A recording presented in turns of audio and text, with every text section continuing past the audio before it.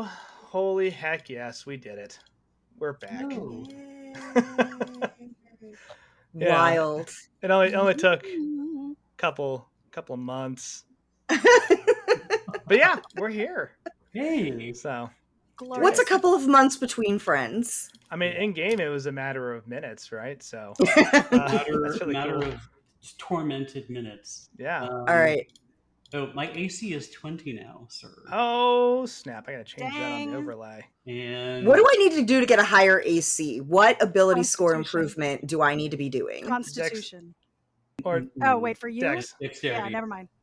Yeah. What is your My dex is already 14. Yeah. Put those numbers up. Those are rookie numbers. Yeah. Do I want to dump both points in dexterity? I mean, Well, so you'll only get the bonus on the even numbers. So if you wanted, I know, that's why I would have to dump Yeah. both into dexterity to get the bump. Or hear me out, I could dump both those points in strength and finally not have a negative modifier. Don't do it. Yeah. Nah. yeah, don't absolutely need- not. Yeah. I love you too. Forget much. about it, I'm a magic user. Fuck strength. Look, we got Um, Valen, who's not here, unfortunately. That's right, we have he can Valen handle and those Gruffor. problems. Yeah. What's your charisma, my dear? What's your charisma? My charisma is already a 19. Oh. Oh gosh, that's I even- could dump one in charisma and one in something else, but I would only get the bump in charisma because everything else I've got is even. You could get. Hear me out. You could get shadow touched. Give yourself a +1 to charisma. I already have shadow touched. Never mind. You could get. So- That's great. I think that's awesome. You could get skilled. I'm sorry. Expert skill person. Wait a second. What's it called? It is called. I'm looking at the thing. Adept. I don't know. That's a word they like to toss around in games like I mean, this. adept is like martial adept, but I don't think that's what he's thinking. Skilled, I think, is what you're thinking of. Also, for those playing Oh, along skill at expert. home, we're leveling But up it's Ken's skilled character. as proficiency? Yeah, someone in 6 months still failed to bother to level their character the 2-level bump that we were getting because of that colossal fight we ended our last session on. So we're doing it live. Skill From the yeah. apocalypse. Live from the apocalypse. Dear chat, if you'd like to skill guess who that expert, is. No. Is you Let's see. you bump up 1 in charisma. You take another proficiency, like you take another skill. You add that to your pile, and then you make one of the skills. It can even be the one you chose, but it doesn't have to be. You can make that expertise, so you double your proficiency bonus in it. So Which is pretty solid. if our proficiency bonus is a +5 right now, Oh, then wow. you get a +10, and then add, I don't know, your charisma to it, that or is a strength lot. if you really want to. So I don't know what you're not skilled in. Is that yours or mine? The sirens? Yeah. That's me. Okay. Oh, yay! I do live near a fire station. Right now, illegal fireworks is the problem. You also might hear some popping in the background of mine.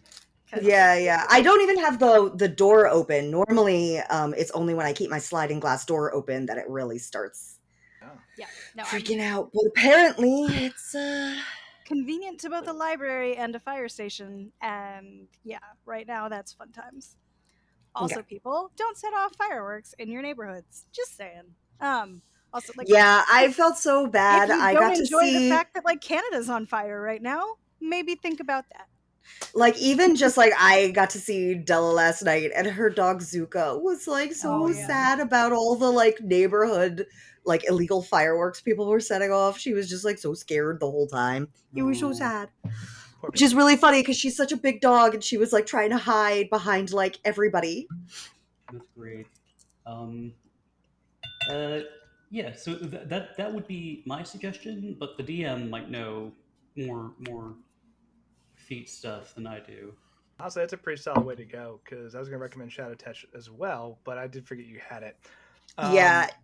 Which I had outside help to make sure my character when I started was competent, since I am not when it comes to creating characters in D&D.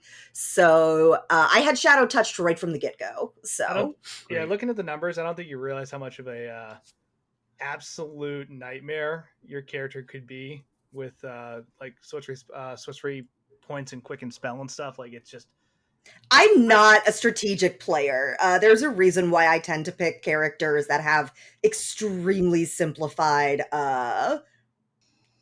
roles.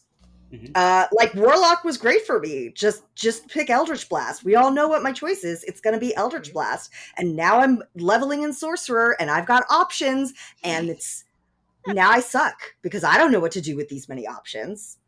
You've got this. We'll get there. Have two spells to pick, and like, yeah, if you want to pick up, if there's a skill you've always wanted to be skilled in, grab that. If there's one you want to be like the best in, definitely take that, and like, you basically expertise it and you add a +5. I can't believe this is the highest level I've ever been. I've achieved. You know what we're gonna do? Oh, because we're going. It drives me crazy that I don't have a good stat in this right now. Is we're going to No, don't you put it in strength. Don't you dare. No, we're gonna make me proficient in perception. Actually, that's a solid call. Because that's always when I make characters, that's always the first thing I throw points into, because it's like, I can't do anything if I don't know the threat is there.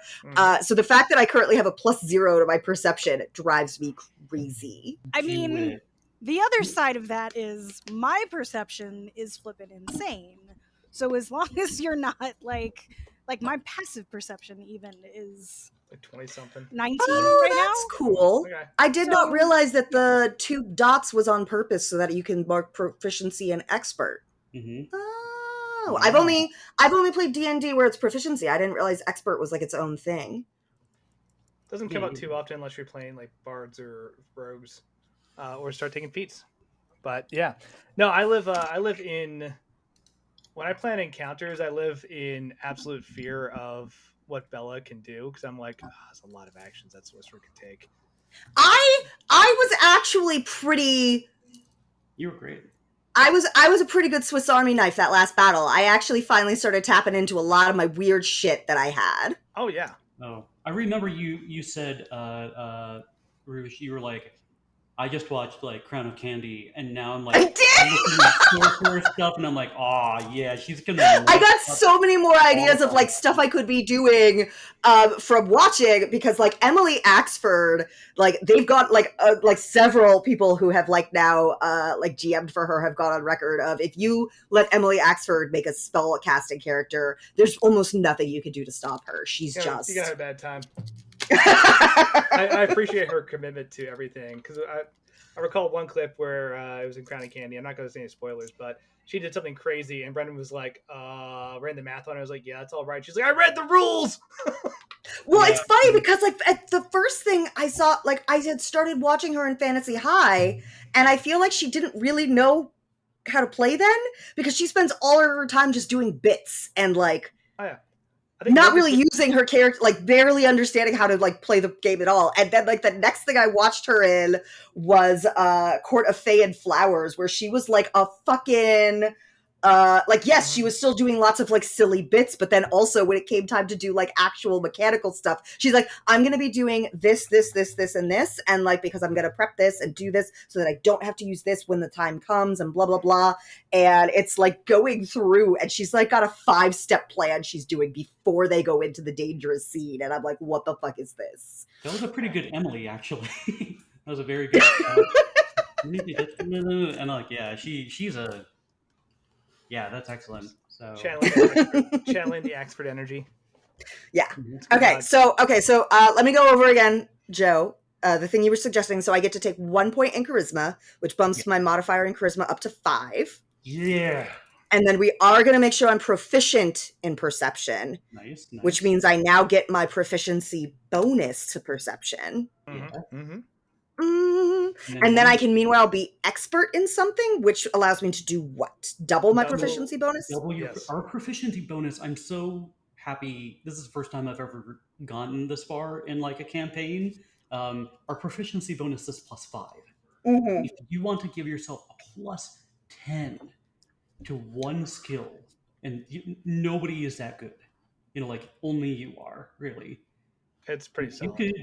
could Expertise at high levels is I terrible. Is I also have brutal. put mine into persuasion and performance. I know I could have put it anywhere else, but Odette would not be prima ballerina assoluta if she didn't have a plus 16 to her performance. I My have a- perception is already pretty high. I'm considering Arcana just because I feel like that would fit. Oh yeah. Yes, and when we've done Arcana, like I feel like I've been the main person who's managed to successfully roll Well, Arcana checks. I have a +7 in Arcana, so I know I've been doing okay with it. But Yeah, like, I've currently it got a makes plus sense 5, so if I for do you a to have- double, I'll be at plus 10. Yeah, So it would be which would be- really hard for me to fuck up Arcana at that point. Yeah, Yeah. I think that's great. It makes sense. She's been learning all these secrets. Yeah. Hell, Using her perception And Arcana, like at least for me, like lore-wise, is a little bit more of that, like honestly, not so much sorcerer as like wizard. Like it's like this is the stuff that you have to like delve into the lore about, and you had to study, and you had to learn about this crap. It came from a book. Like, yeah. Mhm. question. It So came from a book. Yes. So since I'm bumping up the bonus that I get to my perception, does that also affect my passive perception? Yes. Cool. So my passive perception is no longer 10. Nice. Now, I believe it goes to proficiency plus wisdom modifier. Well, my wisdom modifier is 5 because I'm a dumb sorcerer. I'm not a wizard. I came across all of my power by deals and the good luck of my birth. Your Like, wisdom modifier is 5? no, my wisdom modifier is 0. Oh, okay. Oh, Sorry. you said I heard 5. So I was 5. like, no, yeah. Sorry, Holy my cow. wisdom modifier is 0. I'm only getting these modifiers from proficiency bonus. My Okay. perception is Okay. not great. Yeah. You said 5, and I was like, when? When did we Whatever. get a cleric? That's so weird. It won't let me put 2 numbers in passive perception. Is this D&D Beyond? It's a Adobe sheet. Okay. Whatever. We don't need to care. I'll just remember my passive perception is 15 now. Well, actually, This is fine. I will totally remember this. This is not a that's problem at Ian's all. job, so get on that end. We'll do some more character sheet scrubbing as we go too. Yeah, really, I'll work on trying to fix this later. I don't know why it's because it had 10 and I deleted the 0, tried to put the 5. It wouldn't let me add the 5, so then I just deleted everything, and now it won't let me put more than one number in that I can see, at least. Who knows? Doesn't matter. Let's go! We spent long enough with me just fucking around on my character sheet and everyone getting to see how the sausage is made, so... Let's go indeed. So it is great to be back. We took a little bit of a hiatus. Some people were very busy and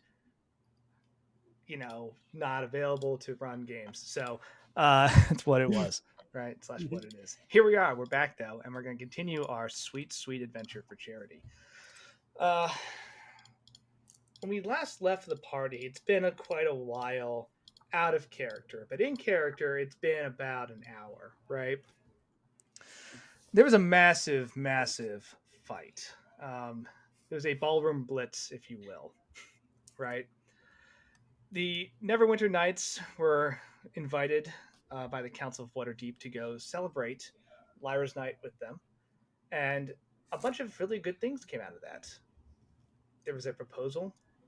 There's a counter proposal. Yeah, there's a dual proposal. Odette and Cole are now happily engaged, right? There was a bunch of reunions as people met up with friends and family members that they hadn't seen since basically Neverwinter fell to the power of Zengi and his corrupted armies. And there was a lot of talk about the hope of the future. And right around that time was also when a terrible plot was triggered, and an attempt to kill the Council of Waterdeep and anybody assisting them. Assassins demons and all sorts of terrifying things revealed themselves or kicked in the door to this ballroom and tried to kill everyone they possibly could. But they did not succeed. No. Thanks to the efforts of the Neverwinter Nights. And it was close at times. There were more than a few, if you get a chance to go back and watch the VOD, there were a lot of, man, this could be it moments. But party pulled through. Mm-hmm. So as the smoke is literally clearing from the ballroom, from the fires, and people are mopping up the mess of the blood golems, and people are managing to bandage up the wounded and are trying to tend to the dead. There's a lot of questions, right? And as the three of you are around, Valen is escorted off to the side. He's all escorted off with Unthar, right? And it's pretty clear to see why. He's taken a considerable beating, right? His armor, not one to be the knight in shining armor. He was very proud of the dents and scrapes on it, but his armor is just wrecked, and he is barely on his feet as Unthar and a couple other members of the Order of the Gauntlet come in, grab him, and they let you know, hey, we're going to make sure he gets looked at, but he's in good hands. Thank you so much. And we will, of course, get him back when Chris is back in the game, right? Mm-hmm. But he's being tended to. The question I have for the party is you're looking around, you start to see like all the security in Waterdeep has basically descended upon the ballroom for the council, right? This area is safe, probably excessively so, right? A lot of moving pieces, a lot of people trying to find out what happened, a lot of questions, a lot of people trying to reconnect with loved ones, or people shouting commands that are being like shouted over by other people who are yelling commands, trying to sort out the mess that is this whole fight. What's going through our characters' heads as everything is just kind of settled here? Trying to get back into. I have a question. This is for Itzel specifically, and you. Did Itzel have her vision of her sister? Is that after this thing, or did she have it like out on the balcony? It'll happen after this thing. We kind of wrapped there, okay. but I wanted to kind of restart with a re-engagement of the big event that occurred, right? Yeah. So you will absolutely talk to Metzley. So I was going to say, at this moment, Metzley is still in the shadow plane. Mm-hmm. Yeah. Okay. So yeah, like Itzel is probably like staring at the place where Metzley disappeared from, blankly, at the moment. Yeah. I think Odette is likely just with her parents, probably crying into her fiance's chest, and just being thankful that they all survived. So she's just like still glaring at a pretty beat up Chantel, like where she's been like I guess apprehended and like placed in a chair tied to it. I don't know what they've done to her, but there's about a dozen guards who have apprehended her, handcuffed her, and have basically taken away all of her magical. I took all those away, by the way. Yes. I cast magic. Yes. And are basically going to imprison her until they can figure out what to do next. Mm-hmm. Okay. What's going on with Bella?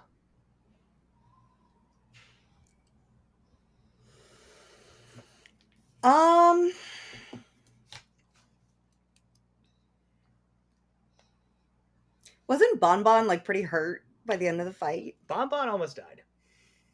I think she's gonna stay with Bonbon. Make sure Bonbon's okay.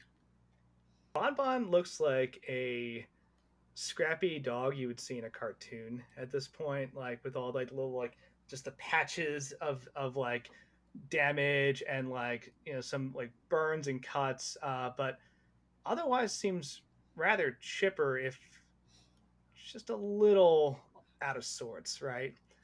You know, and it's like, ah, we did it. We did it, Bella. It was, whew. Couldn't have done it without you, Bon Bon. Yeah, same. Thanks for the help. I was getting a little nervous when all those mean guys with knives were just kicking me and stabbing me. It didn't look good for a second there. Do you wanna go like eat some dreams or something, Bon Bon? I would love that. That sounds really, really nice. Maybe we could go find someone who's got some bad dreams for you, Bon Bon. You know what? I think I'm not really feeling that right now. You want some good dreams? Yeah, that would really help perk me up, I think.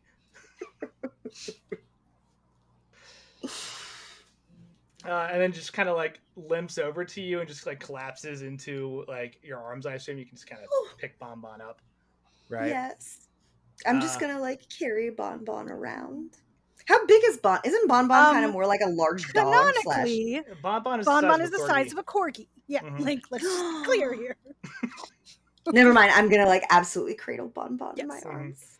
No, Bon Bon My is tiny little corgi-sized elephant. very tiny and is capable of a lot of destruction.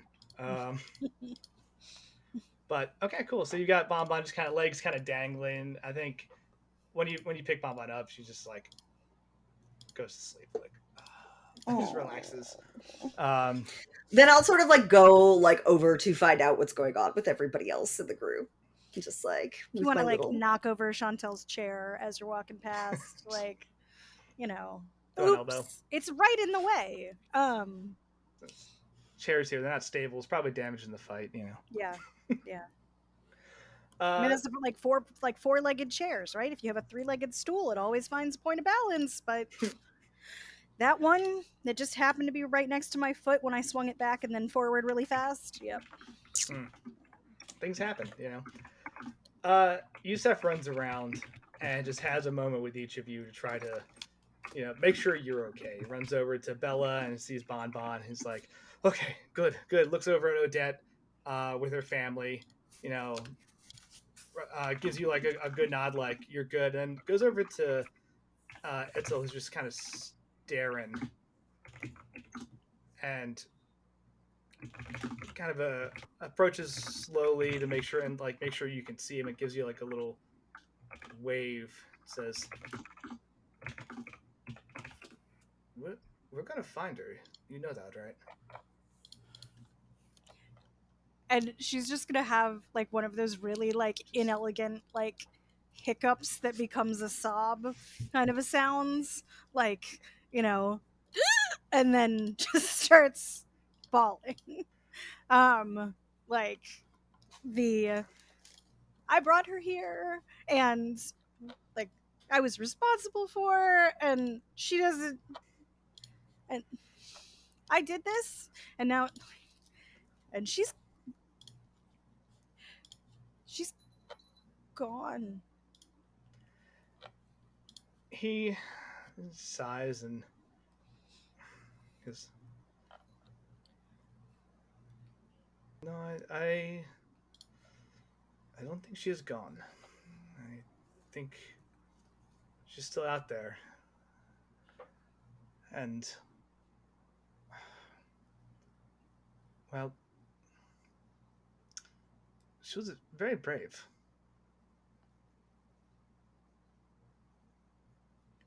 I think that's important to note. It's sad that she's missing, but I trust her and her competence. She's amazingly powerful. And wherever she is, I'm sure she is safe and will come back to us. Itzel's gonna like glare at him when he says the word safe, because like that's like You patently can false. you can see he's trying real hard to be reassuring. Yes, I don't no, think I he got believes it you. either. Yeah. Like it's like that's not. And she's just gonna, like close her eyes and be like, all right, we're not gonna like look directly at you right now because I'm gonna probably rip your face off. But like the only reason she has to be brave is because I put her in this situation. And I would give anything to swap. It should have happened to me, not to her. And I'm responsible for whatever happens.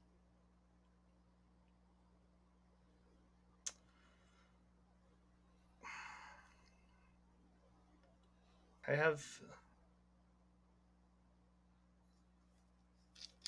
friends at the Arcane Tower. We can engage with them and see how they can help. Thank you. How are you? And he kind of just gestures towards like the multiple wounds you have. He goes, "How are you?"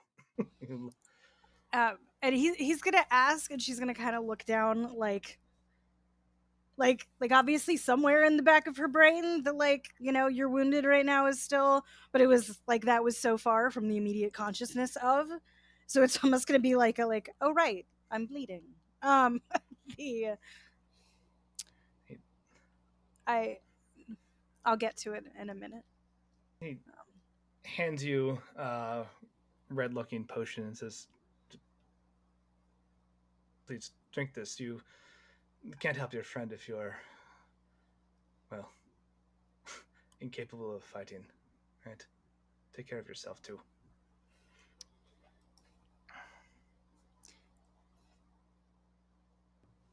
And she's gonna have a minute when she takes it of like, we could give this to like Valen, but like he's obviously like he's being like fussed over by a whole bunch of Oh yeah, Valen straight up. You paladins, see like like, holy magic like being put into his yeah, body. yeah, like, It's like and so she'll just sort of like take it and like put it next to her knee where she's like kneeling and like, thank you. Um, when we reach a good place, I would like to talk to you about your arcane friends. of course. But yes, right now, everyone needs to find a moment of rest. Kind of nods and he looks like he's about to say something else, and then just nods again and stands up, continues to look for other people who wounded. You can see he has like a whole. He didn't have this when he came in, but he's got like just a bag now of what look to be some type of healing potions, right? That he's just running around passing out to people.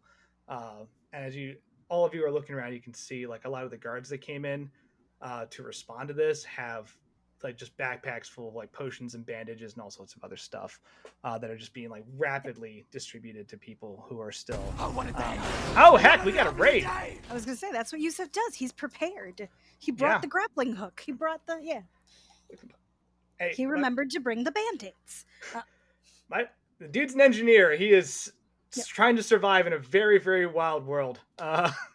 So welcome Raiders. We are streaming some D&D 5e, all of course for charity. So welcome to the party, and thanks for joining us. So, we lost Bella. She gets a little shy when new people come around, so she just disappeared. So hopefully she'll be back in a moment. Bon is eating her dreams. It's like, oh, happy thoughts. Just nom. Odette, as you're talking to your family, Lady Silverhand comes walking over towards you. She says, "Sorry to interrupt. May I have a moment?" Yes, you may, Lady Silverhand. I am glad that you are alive. I am sorry if any of our dealings have visited any of this misfortune upon your fair city, but This is what is at stake. The realities of what I can only assume to be Zengi and his wrath were well known even before this, and this is just a stark reminder that he needs to be stopped. We, mother, father, Cole, I shall see you in a moment. I must away with Lady Silverhand. Family nods, they all give you one more big hug and kind of give you a little bit of space. And Lady Silverhand kind of like just walks off to a quieter area of the ballroom and just says,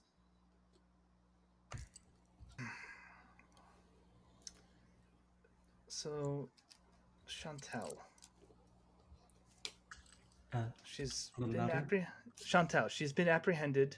Yes. Of course, her actions are more than enough to keep her detained.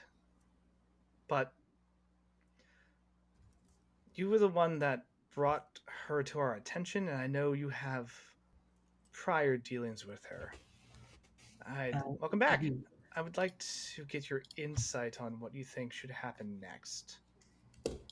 Odette looks conflicted. Like she's tired. Her makeup is just running. Like hair is like a mess. It's a bad fight. Gown is ruined? Question mark. I'm not sure. Yeah, you got really cool new party threads, and they've just been destroyed. Ugh. Oh, Um, the dress. I know everybody's really cool gowns. Yeah, they were nice. They were nice outfits too. She says Chantel was at once one of my best friends. She, I knew when I became director of the Royal Academy de Dance that she was a promising prima donna. She turned all of that on us. She murdered General Azulana. I'm sure you're familiar. Mm-hmm. Retired, thankfully, I would say, after a war, and became my mentor. He was like a second father to me. She murdered him. She attacked various attendants and the audience, as well as the players of Lac de Lune on my premiere night. Like she's getting a little bit more into the history and like she's revisiting it almost. She also she attacked the academy one more time, and that was mere days ago. I'm not quite sure why she returned to it, but she seemed like she had. There was a strange void that she summoned, and it was leeching the life force from many of the players and the staff that remained in the city after Zangi took it over. She is duplicitous. She is cruel. I really wish, in my heart of hearts, I wish I knew if she was capable of good. I am not quite that sure that she is. And she like just kind of like wipes her face. She is everything that a sister could have been to me,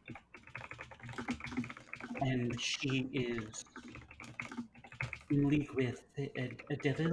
I think Rouge or somebody mentioned it. Dealing with what's it called?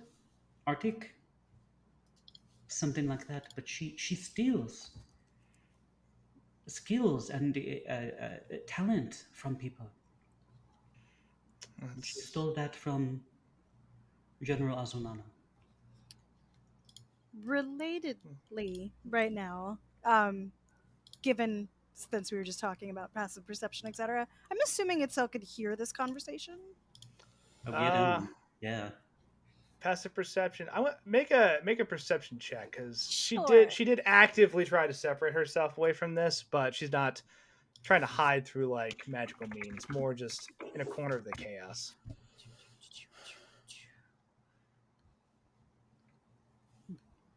Does 24.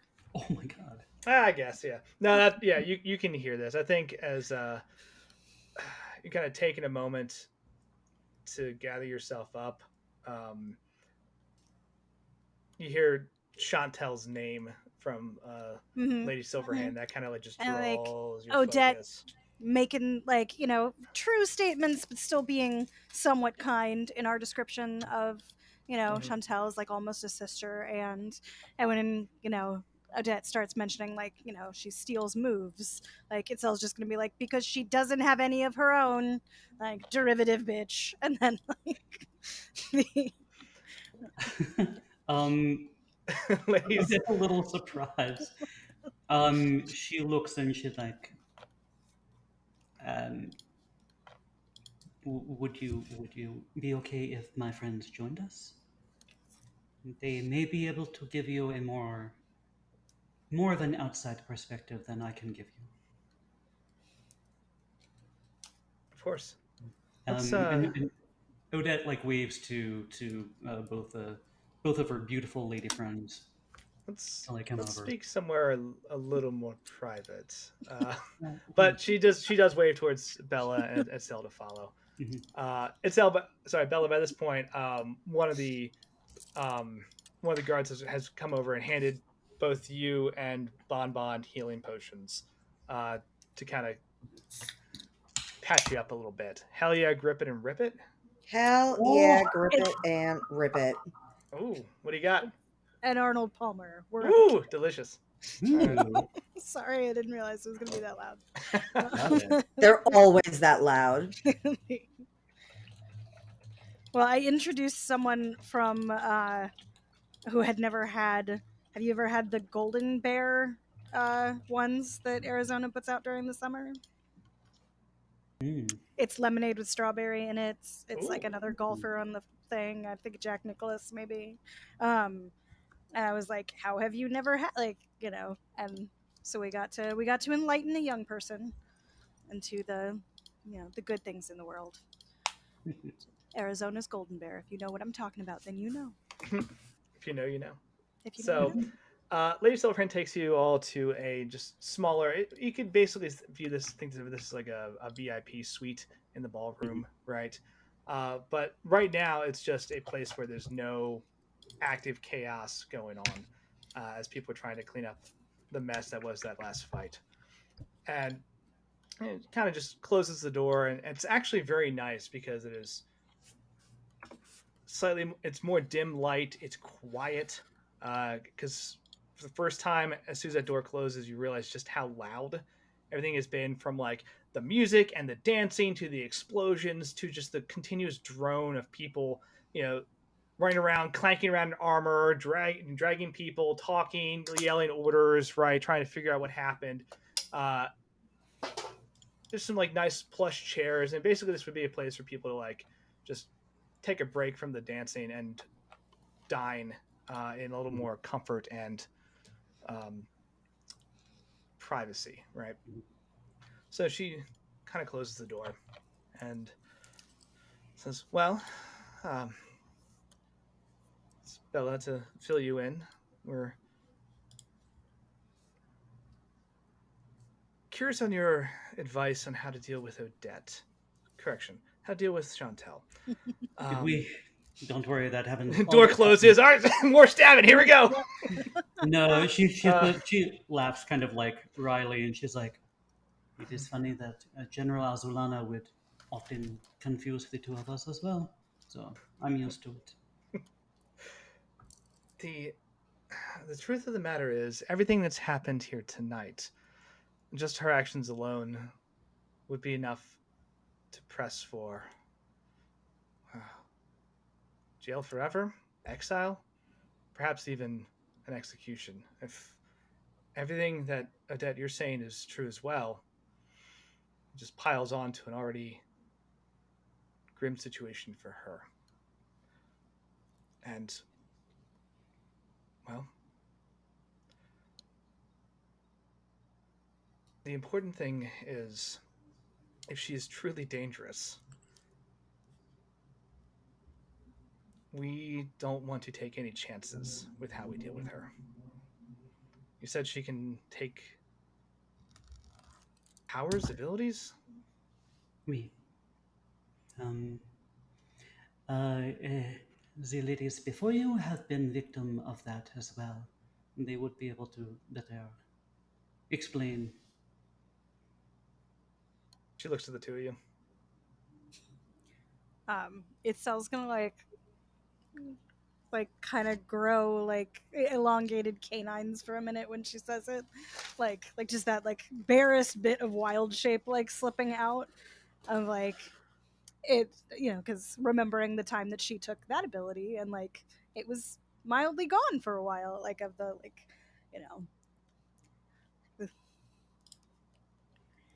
if I think broadly about whether the world is better with Chantel in it or not,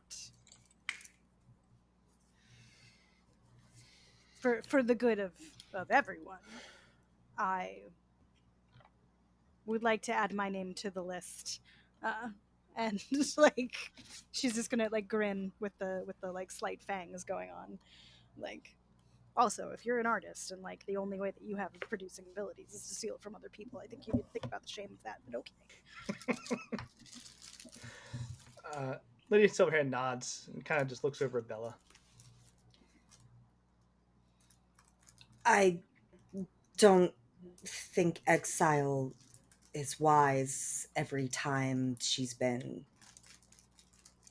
left to her own devices. She comes back at the most inopportune times. But We found a talent. Damn. I suppose we had to dig deep to find her. You know, it's crazy to me administratively because as far as I know, Itzel, you've taken no levels in Shadow Monk or Shadow Sorcerer, but you're throwing so much shade. but I that don't like No, said, I appreciate it. I hesitate to think anyone is completely beyond the ability to maybe be better one day. Maybe captivity with a full recognition of just how dangerous she is would allow her time to stop focusing on power and survival, possibly, and maybe focus more on becoming a different person. She nods. Okay. I appreciate the inputs. No, no punitive action will be taken until she can get in front of, well, tribunal. But the degree to which we enforce security on our holdings is, well, from what I'm hearing, will be maximum. Um, we'll talk more about this as key witnesses to things that she has done. By no means is this conversation over, but she's truly that dangerous. We'll do everything in our power to keep her restrained until we can figure out the best course of action. You don't need any more threats inside Waterdeep when we have so many out there already. including those she's aligned herself with for her power. Say that a little louder. Is it including those that she aligned herself for her power? Like part of keeping her captive will be making sure that she can't have contact with, like, I wouldn't know if she's directly allied with Sengi, but at least tangentially, I would imagine. Like the It's not just the immediate threat to bodily security of the people that she's connected with because of her history. It's also her patron, master, Whatever. sugar daddy, however you want to. Yes. I feel angry and I feel jealous and I feel ashamed when I say this. But she stole one of the most important artists of this generation from us. And he had perfected many different moves that, again, I feel shameful saying this. He had certain abilities and moves that he was going to teach to me. She stole those from him, and I'm wondering, there was no way for me to learn that from her. And perhaps it is better if she has that As you say and the that, world cannot have it, perhaps no one should have it. so you got a bunch of things that you've taken from Chantel, right? Yeah. You have a cloak. You have a interesting little bracelet that's lined with pearls, and you actually have a ballerina style music box, the kind that you would just like open up and it would just play music as the Mhm. ballerina just rotates in kind of a pirouette. Mhm. Um, you hear music from the music box. She looks at Lady Silverhand and like the other two women in the group and like kind of like puts it on the table, but like makes sure that she's a little bit of a distance from everybody else. Okay, And so somehow in like the bag you had, it just popped open. The little ballerina is just rotating. okay. Right. She puts it down on the table. I'm assuming the low table in front of them. She closes it and then opens it again. You close it, the music stops, and one just kind of stares at it, and then open it back again. Same rhythmic chimes as it continues to rotate. Do I recognize this? It is a famous number from your academy. She says, "Ah, yes, this is from uh, the dawn and twilight number. Goes through several different movements and ends in dusk and twilight. The irony is, it is well. I suppose it would be a happy ending. So the movement for night never happens. So Ladies there's a Silverhand just rumor that there is a secret movement, but it has never been found.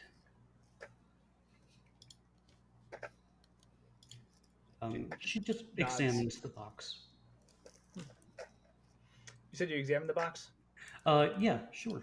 Cool. Go ahead and roll investigate and arcana since your detect magic would still be up and running. Okay. Investigate and Arcana, or Mhm. Arcana. And Okay. Um, investigate is 18. okay. Nice. Oh, she's not good at Arcana. Arcana is a 9. Okay. Um, the detect magic tells you that there's necromancy magic on this item. What that means, you're not sure. The investigate tells you that this is not like people make cool trinkets and they Mhm. will occasionally sell them uh, outside the academy, right? It's a Mhm. thing because people like souvenirs, right? Mhm. This is not some random thing that was made by some street vendor who thought it'd be cool to make a couple silver. This you actually recognize because the original model came from. Um, sorry, I didn't pull my notes real quick.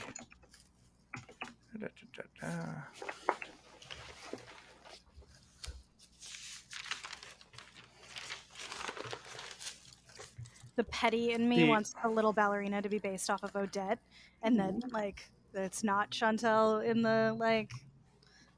But you know, that's me. The original model was actually, I don't say made, but like designed by Kozan, right? Mhm. He thought it was going to be. He wanted to try to gift these all to members of the academy, and then of course that was stolen and cheap knockoffs were made and everything. But this seems like a very like well put together, handmade, hand carved, hand painted music box. So this is the original? Mm-hmm. Odette, like her jaw kind of drops, her like kind of like darkened, kind of near darkness purple lips kind of like part like wordlessly. Just, I am not as proficient in magic as you, Bella, or you Itzel, but there's necromancy here, and this was made by Azulana. This was made by General Kozan. I don't know what it means.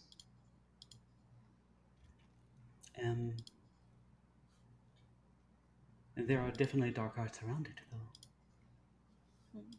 though. Bella, if you wouldn't mind, and of course Itzel. Oh, She just kind of of like course. steps back. So we'll look at it. I feel like, sorry, when you told us that we went to this like separate room, this was going to be like where people could like sit down and eat other than like the dance. So I feel like Itzel is gonna grab like a plate that wasn't finished Mm-hmm. and like sit next to the music box and like be sitting there like peeling like lychee fruit or something and like just like popping them in her mouth while she's like looking at this and literally chewing it over. As you all are getting ready to do this, there's a quick knock at the door, and one of the guards pokes his head in and just says, "Sorry for interrupting, Lady Silverhand. We need you for an urgent matter. Do you mind?" And she says, "Of course." And she says to the three of you, "I look forward to continuing this conversation, but there's a lot I need to attend to. It's very urgent. Please keep me posted on." She points to the music box. Anything that you find. Itzel's gonna be like, do you know that like this man specifically? Because we just had problems with this. Like Oh, you mean the guard, like she's like, do you know what this is about, Lady Silverhand? Or are we just gonna like, because unsurprisingly, we don't necessarily want you to like. Oh no, Charles and I go way back. All right, fine, okay. Well, like, we She just leaves. have issues with this people. The second fight starts outside. Yep.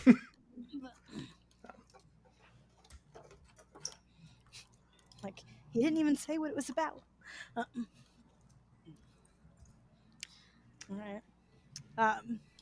So yeah, I mean, I'm assuming we're rolling Arcana.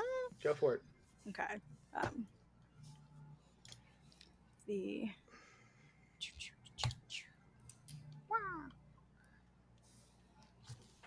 that's delightful. Oh, what'd you roll, Bella? I just rolled a nat 20. Oh my god! Nice. Brief plot. Here we go.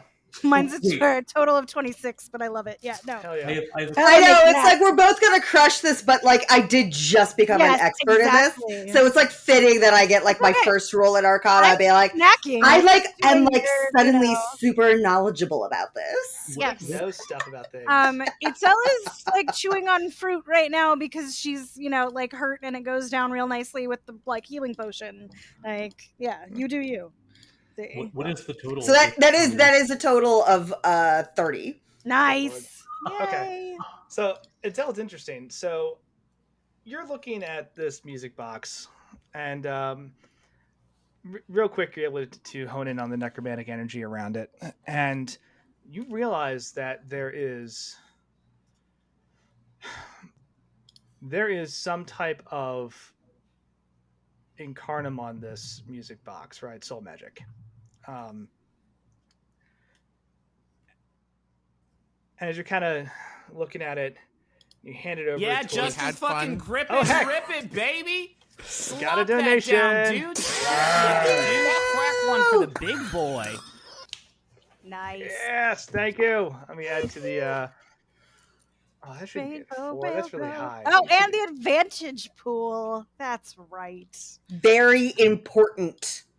Very important. Going the wrong way. That's good. All right, 5 now. I think you were at 12 when you started the fight and went down to 4 Yep. or 3, something like That. So a lot It of was a advantages. really tough fight, okay? It didn't last like 2 whole sessions. We're winning. No, Hey. people Some- This is exactly what I asked for, etc. Yes. Somebody may have said, "Hey, go hard," and I was like, "Okay, are you sure?" And then I went hard. And Chris they were is all a like, monster. "Oh, no." Yes. Oh, don't worry. We're aware who we're playing. It's exactly He what we did. wanted. I will Crap. say, Yeah. Chris did put in like the most work to keep the NPCs alive. Oh, While no. we had to deal with all of the enemies, he was just up there like keeping people alive. It So was like he did his part. Yeah. Oh, 100%. We still blame him, but he did his part. So good, yeah. Yes. No. Valen was valiant, all true. Yes. So that's what you noticed about this Itzel, right? As you're like looking at it, and you kind of hand it off to Bella. Bella, when you grab it, it explodes out of your hand, right? There's no damage to it, but you go to touch it, and like literally just there's a spark of electrical, arcane magic, basically, and this thing just flies out of your hand onto the floor. And Greg goes, I would not mess with that. Why? What do you mean? Like, why not? You can feel on your chest, your pendant's actually like heated up and like not quite burning you, but it's very uncomfortable. The short answer is because conflicting energies. What? Long What do you mean? answer is soul magic doesn't like to be combined with other soul magic. You're saying someone's soul went into this music box? It's the only reason for that reaction, yeah. Is there any way for me to figure out whose? Like, is it? Are you Is it saying similar any to- of this out loud? I think it's been established in canon that Bella does not bother to have these conversations just inside her head. I'm pretty sure every other time this has come up, we have absolutely just decided that she just talks out loud to Gray. So, yes. Okay. So Also, yay, donation! Yeah, thank you. So I was gonna be like come like go towards the music box and like whisper at it like general. Could be. The music starts playing again. Is there... Okay, so I shouldn't touch it because Think twice. I'm hearing your soul and there's a separate soul in the box. Is there any way we can safely interact with it to figure out who it is or communicate with? Like, obviously you're able to communicate with me, so whoever's in this box should be able to communicate with us. Like, who needs to be... Should it be Odette? Because, like, presumably whoever's in this box probably has a connection to Odette. She's probably the most likely one to be able to talk to them. Like, that... This all makes sense, right?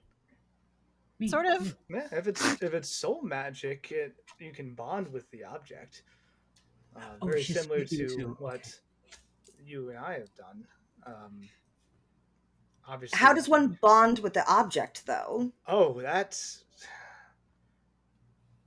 will take time because it depends on the object and the relationship between, the two. And we won't know who it is before someone can bond with it.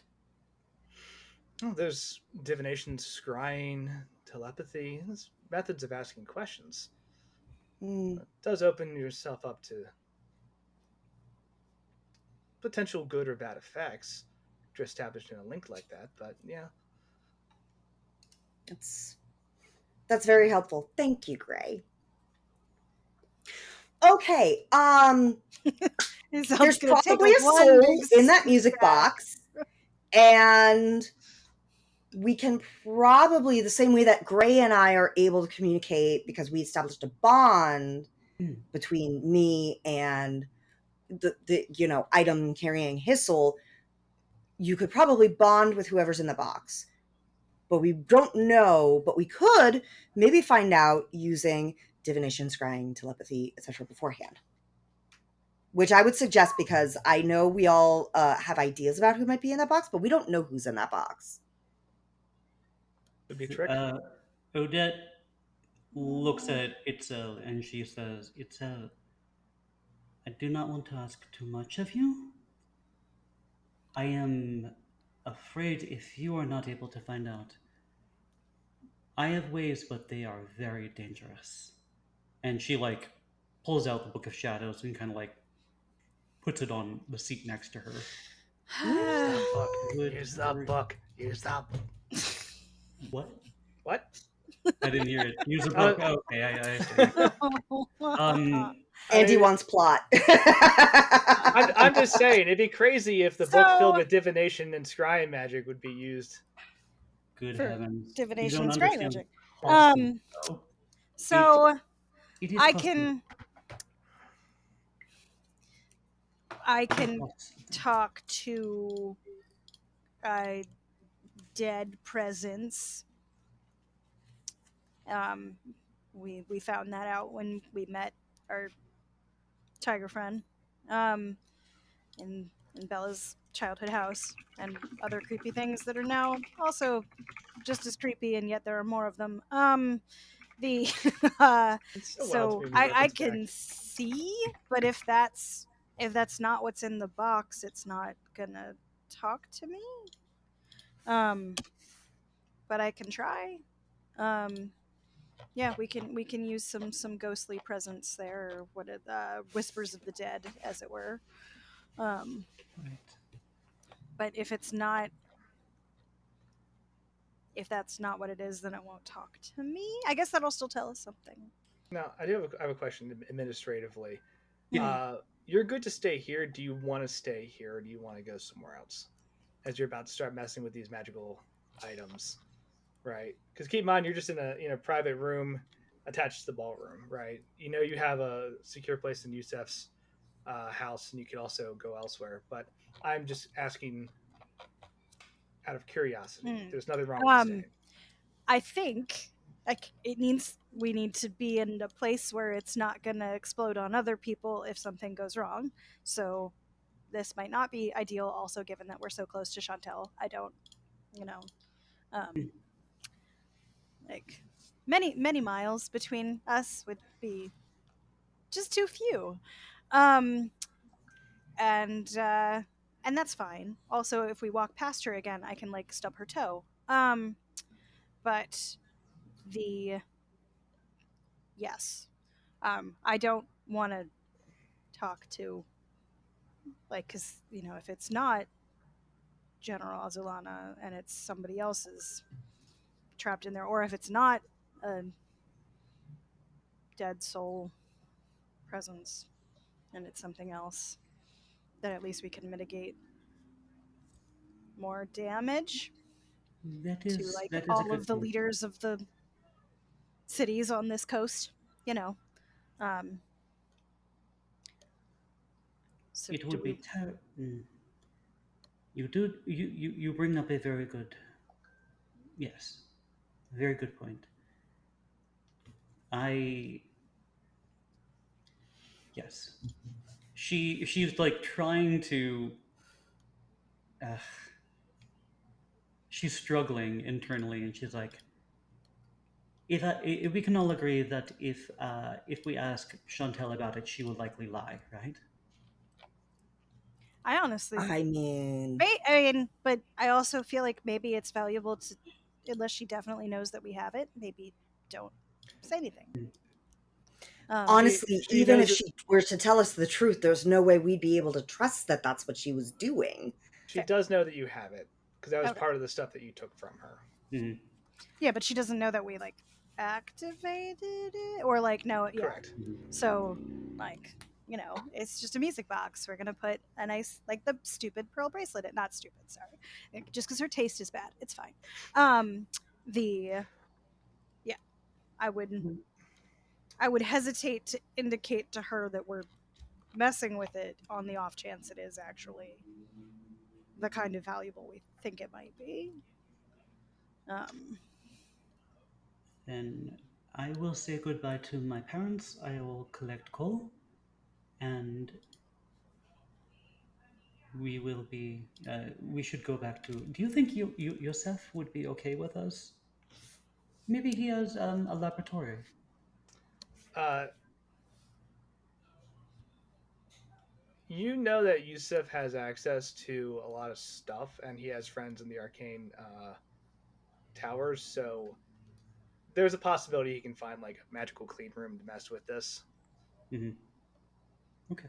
He probably doesn't have one in his house, but I'm sure he has access to somebody who has one. okay. Okay. Well, then we depart, um, and we see what Yusef might have in terms of a safe room to activate this and use divination and necromancy. Okay. So, uh, Sounds like an after party. yeah, by this point, Valen has kind of been patched up, and Onthar comes over to all of you and says, "All right, look, he's gonna be all right, but he's gonna need some time to recover. So I'm gonna leave him in your capable hands. Make sure he gets plenty of rest." And then he hands you um, a bunch of clear-looking potions and says, "Just make sure he keeps drinking these. That's combination for well, pain and speedy recovery. He'll be all right. He fought incredibly." Uh, we will, I figure, like probably like strap him on Gruff then, Yeah, and Oh, yeah, he's still there too. yeah. yeah, You collect Gruff, you collect Bon, uh, collect Coal, like you said, and then Yusuf is able to effectively, for anybody who doesn't want to walk, which is probably nobody at this point, given the injuries, um, gets a carriage to take you all back to his oh. manor house. I feel like to a certain extent, like walking might kind of be nice to be like, because in the world outside, they're still celebrating the holiday, right? Like, Kind of. So as you head out, there's two very distinct vibes, right?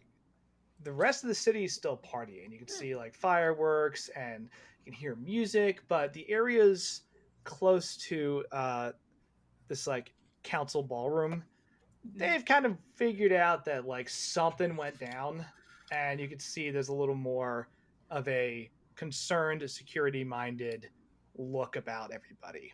yeah, And then as the blocks kind of go further and further away, people are just drunkenly partying still. They haven't quite realized there's been like a giant fight, right? There's gotcha. explosions and stuff like that and big, pretty lights, but it's Lyra's night. That's happening all over the city, you know? Okay. Um, so in a like trying to put on a happy face, the like carriage is probably also a better idea, just to like Hmm. keep it on the down low that we're like moving the wounded. Now I'll say to make it easier, if Itzel wanted to just walk and break off and then kind of go back to the pond for a little bit. Yeah, I was like, I mean, my initial like instinct was that she was gonna like wild shape and like walk along next to, yeah, Yeah, but like yeah, because she's also a feral thing and like would be like, yep, we're gonna be a horse again for a while or a hell yeah. yeah, um, Okay, yes, so you're able to all head back towards Yusef's manor, and like I said, it's weird because when you get back to the manor, you're so far away from the ballroom that like the rest of the city is just partying. You know, the ride takes a little longer because there's just a bunch of people in the streets that they move, but it's kind of like, hey, come on, guys, come on, like we gotta go, and they're like, yeah, all right, whatever, kind of getting out of their way, but you make it back. As you're kind of settling back in, I think Itzel, you have that moment where you break off and try to find like a little Like time green to space. Yeah. little green space back in little by the pond in Yusuf's backyard, right? Here's a question: do you remember that conversation with Metzley? It's been a minute, like out of character. Which Oh, you got oh, notes. He's got yeah. receipts. I mean, I remember that there was a cloud formation in this, like the things that I have notes about, like a cloud formation in the sky, not unlike what we got from Grandmother Rabbit, that was shaped like Metzley, and that time is moving at a different speed where she is than it is here, and I have written down that we have instructions that are coming, and Okay. that like when we asked like whether or not dead yet where she was yeah, no, which is good. That is all that I have. Yeah. The quote that I have, which kind of links all that together, is, "I'm not dead yet. Yeah. Follow my instructions." Blackout. Yes. Mm-hmm. That's the key takeaway of that sit down. So, as you go back and you have that moment at the pond, and you do talk to Metzley, which is very fun. I'm glad you picked up on that. That this very similar way that Grandmother Rabbit was able to kind of communicate with you, Metzley was able to mimic or learn at some point or unlock. Yeah, she And was always more obedient than me anyway. Okay, yeah. and ends on that line of, yeah, not dead yet. I'll follow my instructions, and I think we can figure this out. Kind of leaving Itzel in that moment of, well, it's not closure, but she's not dead. That's good. Gooder. Yeah. Right. Yeah. Then the instructions, like she didn't actually give me any of those yet. Yeah. Because I'm like, I looked through my notes with it and I was like, I just have follow instructions. I don't have instructions. Mhm. So this is also like good, but also incredibly frustrating. Yeah, okay. Um, yeah. She's gonna like do like basically like a series of like half wild shape moments before settling on something and like dig a hole in the ground for a while until she's calm enough to go like talk to people. Like like god damn it. It's like, well, it's good ish news, but it's not really news, and I have no idea what these instructions are. And therefore this is going to sound horribly vague, and so yes, what are we gonna like come back in the house as, like a pronghorn antelope or something, like very Okay. fast and springy and like, yeah, like I love gonna it. knock over a bunch of crap while we're like pronking through the great hall. Yes. Yeah. And like, and now there's like little holes in the ground around Yusef's beautiful pond landscaping.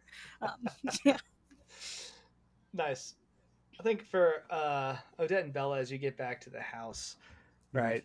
Uh, you know, Cole Cole goes back to the room and like immediately is just like face plants onto the bed. He's Mhm. like, I've gotta just lay down. And like as he takes his vest off, he kind of looks at it and goes, huh, "What do you know? It actually still one piece." She's like, "Well, that's good Uh, for you." She's just stripping like off like a, a piece that like is hanging like in the doorway, and she's like, "Yes, it's yeah. very good, my love. Sorry about your well, about everything. It's been a I am sorry mess of too. an evening. It But ruined your moment. It ruined mine. I tried to find a moon themed ring, but all they had was necklaces. So you can like he pat it. yeah, he touches the necklace and he says, honestly, I love it. Rings kind of get in the way anyway. Yeah. And he kind of makes like the little shifter gesture, and he's like, Oh my. this is much better. It does. It looks good on you, my love. You're very brave. It's a lot happened tonight, but it's worth noting. When you went out and you were like on the dance floor with your mother. Yes. We've always had skills, but it was literally magical to watch. Thank you. And here I was, like my mother, noting each mistake as I made it, but thank you. I have come far, haven't I? We both come far. And we got a long ways to go, though. Both with this Zengi idiot and with our happily ever after, right? We do need that. I think we deserve that at this point. We have been ripped from our lives. I don't want to make the choice for you, but I might. Let me explain myself. I don't want to come that close to losing you again. I don't want to come that close to losing my parents again, but this is going to continue to happen. I want you by my side, but I don't want to lose you. This is deadly serious now. I want you to think about coming with me, but as the mantle of the muse, she kind of rolls her eyes, her purple eyes, and she says, I may ask you to stay behind, even if you want to follow. He just kind of looks out the window and is contemplating what you're saying. He says,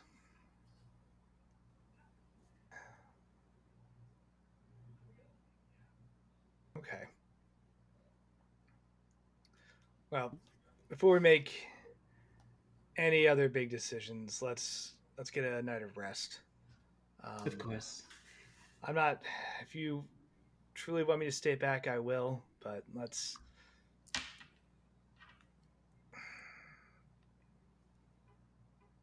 Enough at has least happened. let's at least sleep. Yes, enough has happened. I cannot stop you from doing anything, of course. We will not decide it tonight. But yes, let's sleep on this. And we'll make a decision together as a couple, huh? Okay. And she kisses him, and then she's like, and she just like blots out the room like in darkness, and then just like falls asleep. Yeah, I think both of you, like by the time you hit the mattress, are just out, like exhausted. Bella, you get back to the house. What do you do?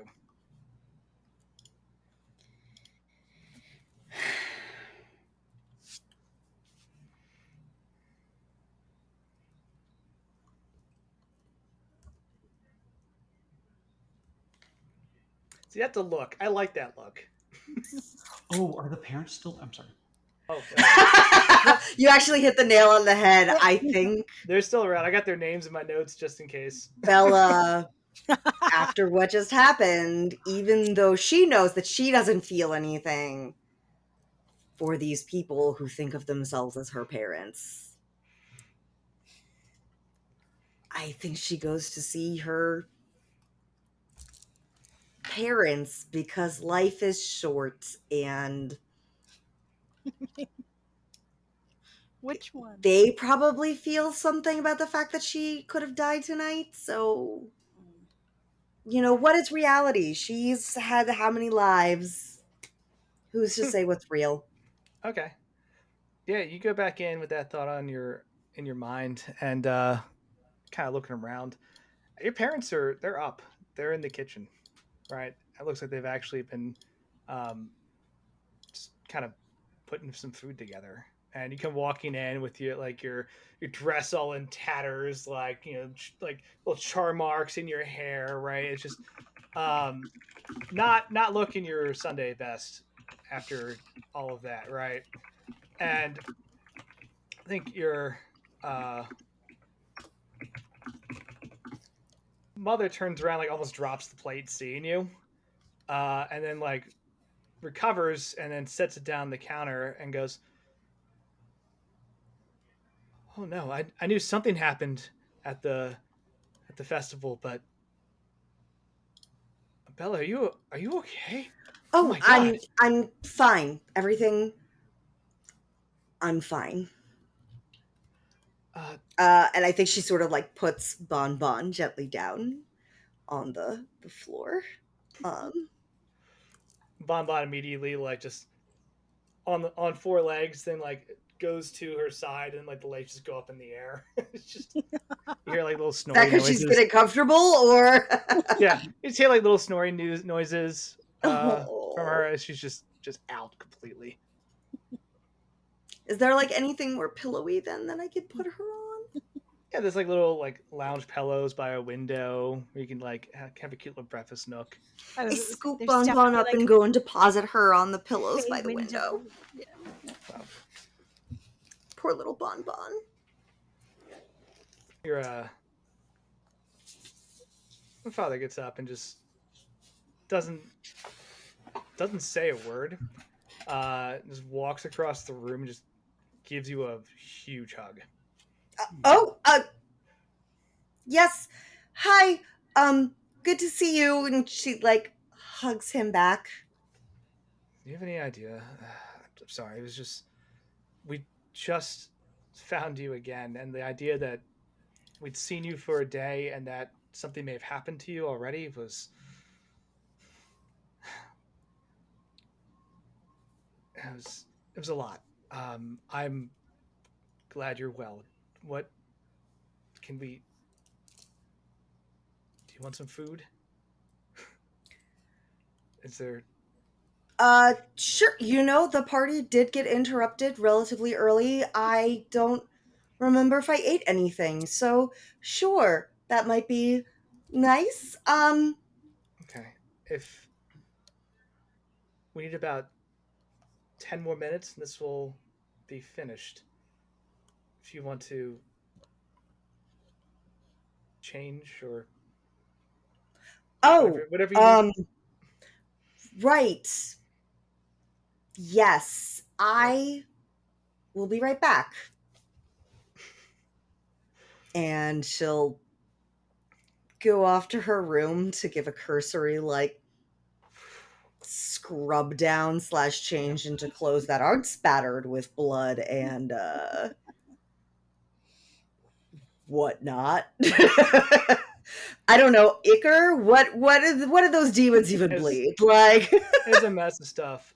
Cool thing about Yusuf's Manor, he's got two things. Like all the rooms have this. They have like a little area where you can just basically hit a button and do some prestidigitation and like be clean. Or there's another area where they're like, oh hey, this is a man, like I want that. right.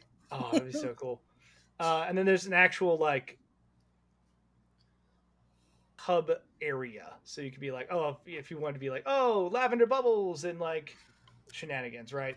But we'll be coming back for the lavender bubbles later. I am trying to make an effort to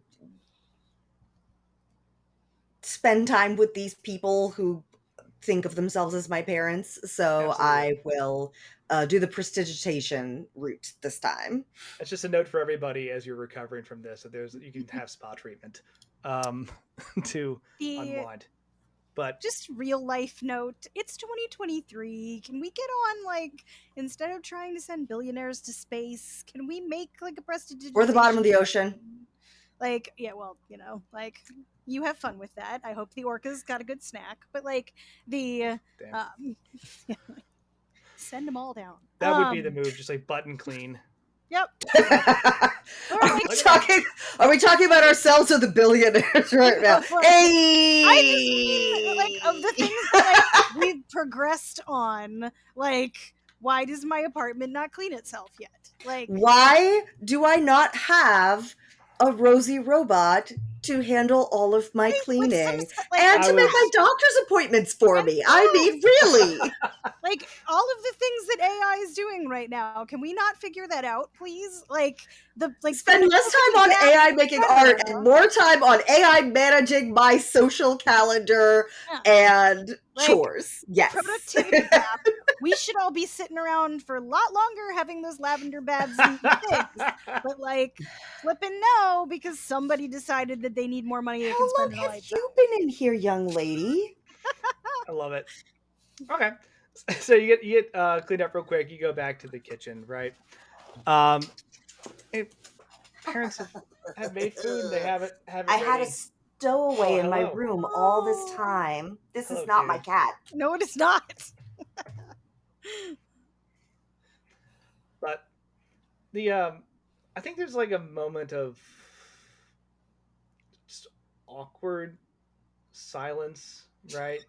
As like, you know, they pull this food out, and you know, it's great because you've been drinking all day, you got into this crazy fight, and just the idea of having like some food and something to drink is wonderful. And it's like just the clinking of silverware on plates, and like the occasional like refill of a glass. And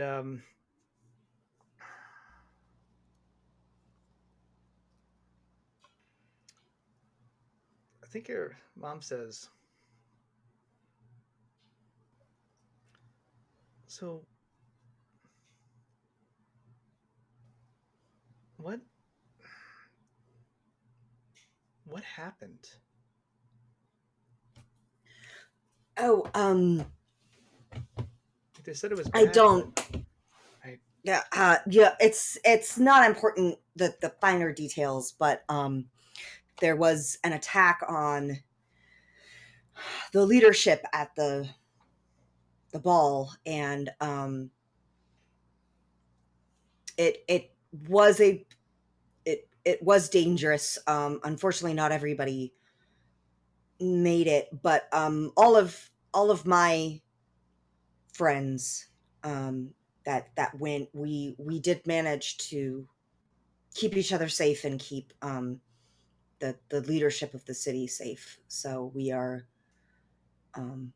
still poised to deal with this attack. Unfortunately, Itzel's cousin is missing. So we'll probably need to be moving on pretty soon to go rescue her.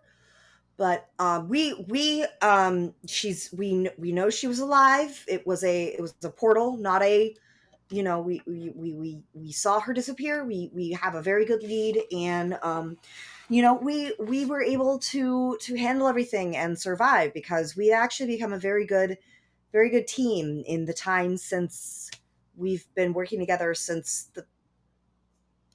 the failed wedding, where we kind of all met and faced demons, and demons show up a lot these days where we're going. So but it's okay because we're still here.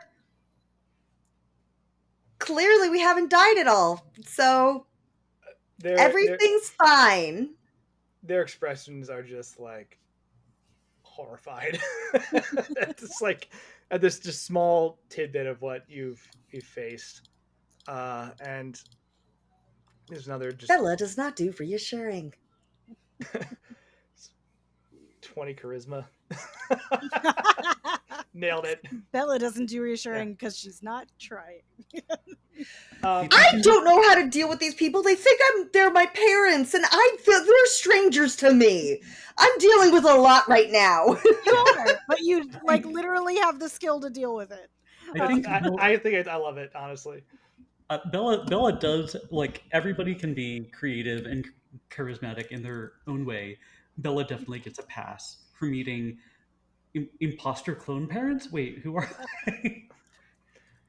They absolutely think they're my parents because this is for those who don't remember from many, many months ago, it was revealed that Last time on. the soul in my locket, aka my twin brother from many lifetimes ago, has been basically resurrecting clones of me to just keep living new lives for a while so that I could have a chance at normalcy, while in the background he was like slowly doing machinations to like get revenge on the big bad that like blew up our lives many eons ago.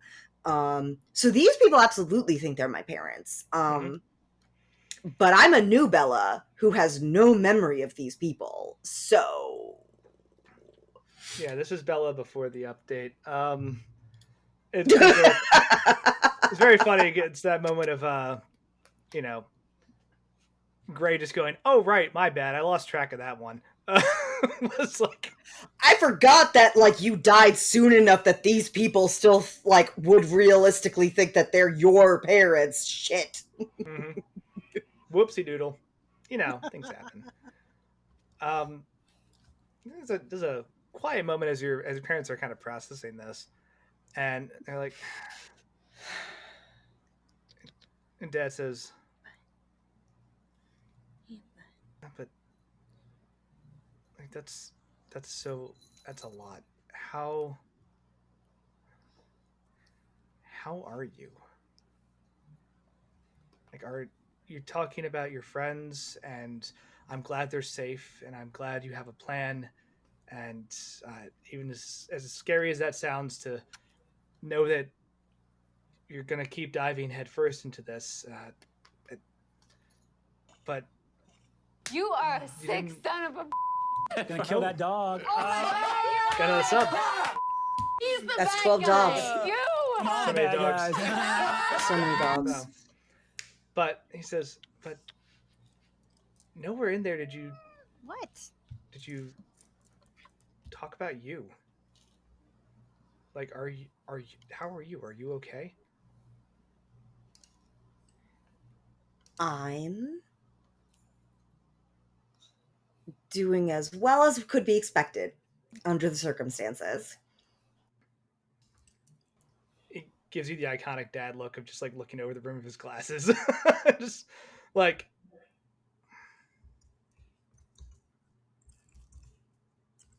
okay. It's not gonna lie, it's been a lot. But I've had a lot of support from various places during all of this. Good. And Bon sleeping over there has been a great help. Actually, Bon is great. Couldn't have done it without Bon. They both look over at So- Bon and their like expressions kind of soften for a second because Bon's adorable. Bon is like so cute Oh, and one such an leg's adorable kicking. little murder machine. Yeah. The perfect combo. Delightful. And they just both kind of nod and say, "Okay." It's I for all as rough as it's all been, I have people watching my back, and that's as much as I could hope for through all of this. So Mom says,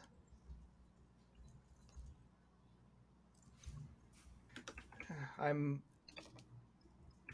sorry I'm sorry about the distance, right? Just, I know you were living your own life and had everything going on, and we wanted to, wanted to respect that. But hearing all this, we just want to know that, like, we want you to know that we're here and we're going to help with you, Seth, in any way we can. Okay?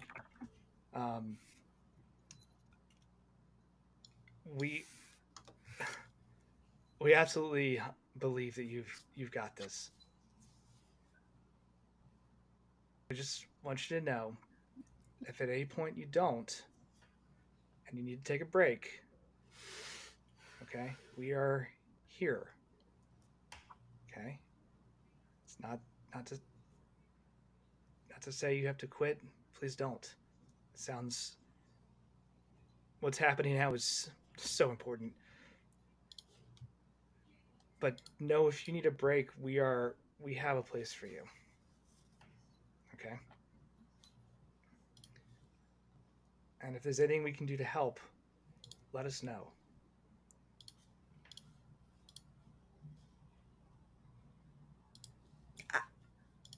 Absolutely.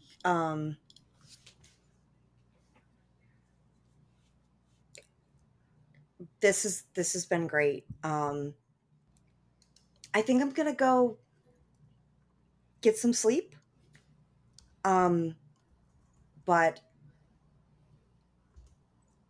thank you, and I think just knowing that you're safe and I don't have to worry about you being in the middle of all of this is the best way to help me. They both nod. As you kind of get up, they both stand up as well and come over and give you another big but gentle hug. They still know that you're a little beat up. Uh, And uncomfortable. I want to like these people, but I do not know them. I want to know what they like. Did they make like her favorites for food? Like, what was the like? But yeah, what yeah, Like, it's you just used it's to a pile love of Old this. Bay. Yeah, it's just a Literal pile of Old Bay. toasted tray of Old Bay, and they take like Old Bay and I just love stop, Old like, Bay on- with Old Bay on top. It's an entire, it's a sheet plate of Old Bay. Old Bay Just like, soup with a little sprinkle of Old Bay on yay! top. Here you No, go. I will say what Just like Old Mommy Bay used to make polenta it. cakes that Brendan posted on the Discord. Those look delicious, Those look actually. delicious. I will ask this question because it Join our as Discord. a good people. question. Um, For, does Bella have a favorite like childhood meal? Because they would actually absolutely make the equivalent of like that childhood meal that you absolutely loved, knowing full well like what had happened here as a means of comfort. I'm gonna say Bella's favorite has always been just fresh baked bread Yeah, I think they make fresh baked bread and like with like melting butter and honey on top. Yum. Keep it simple. yeah, Like and they make, that's something where it's like it just says home. so that is what they make, and yeah, as they both give you a hug as you get ready to go to bed, they say, you know, it was it's good to see you, Bella. We're happy to. We love you. You know that, right? Of course. I love you too. Be here for you no matter what happens with all this. Okay. Right. Okay. Get some sleep. It's gonna and kind of let you just head off to bed. As you head off to bed, Itzel kicks in the door. As sorry, what was it? Pronghorn Jackalope. antelope. Antelope. Pronghorn. Thank you. Yeah. Um, Door kicks in. they made bread. I followed the smell of bread. Yeah. So yeah, she's just gonna like. It's literally called pronking, but it's like when they do that like bounce on all four legs to like efficiently move across like. So like she's just gonna like do that around like the central island of Yusef's kitchen. And like you get the feel from it that it's not like this like joyful expression of movement and like whatever, but that it's like motherfucker, what now? As she's like and she'll like stop next to Bon Bon and just like like swivel her head over at like your parents with that like kind of like expression of like animal face of like, wait a minute, who are these people? Kind of give you like a look as well and go, you want some bread? Got plenty.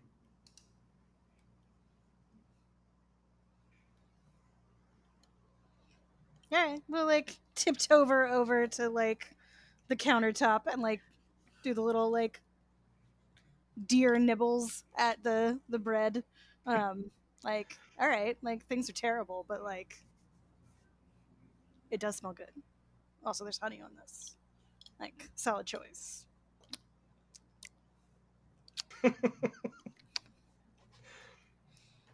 You grab your bread, able to Nope, no, kinda like we'll like scamper like off. nibble a little bit, and then like I want to say like bite it and like slowly pull the piece off of like the plate on the counter and like yeah, like Yep.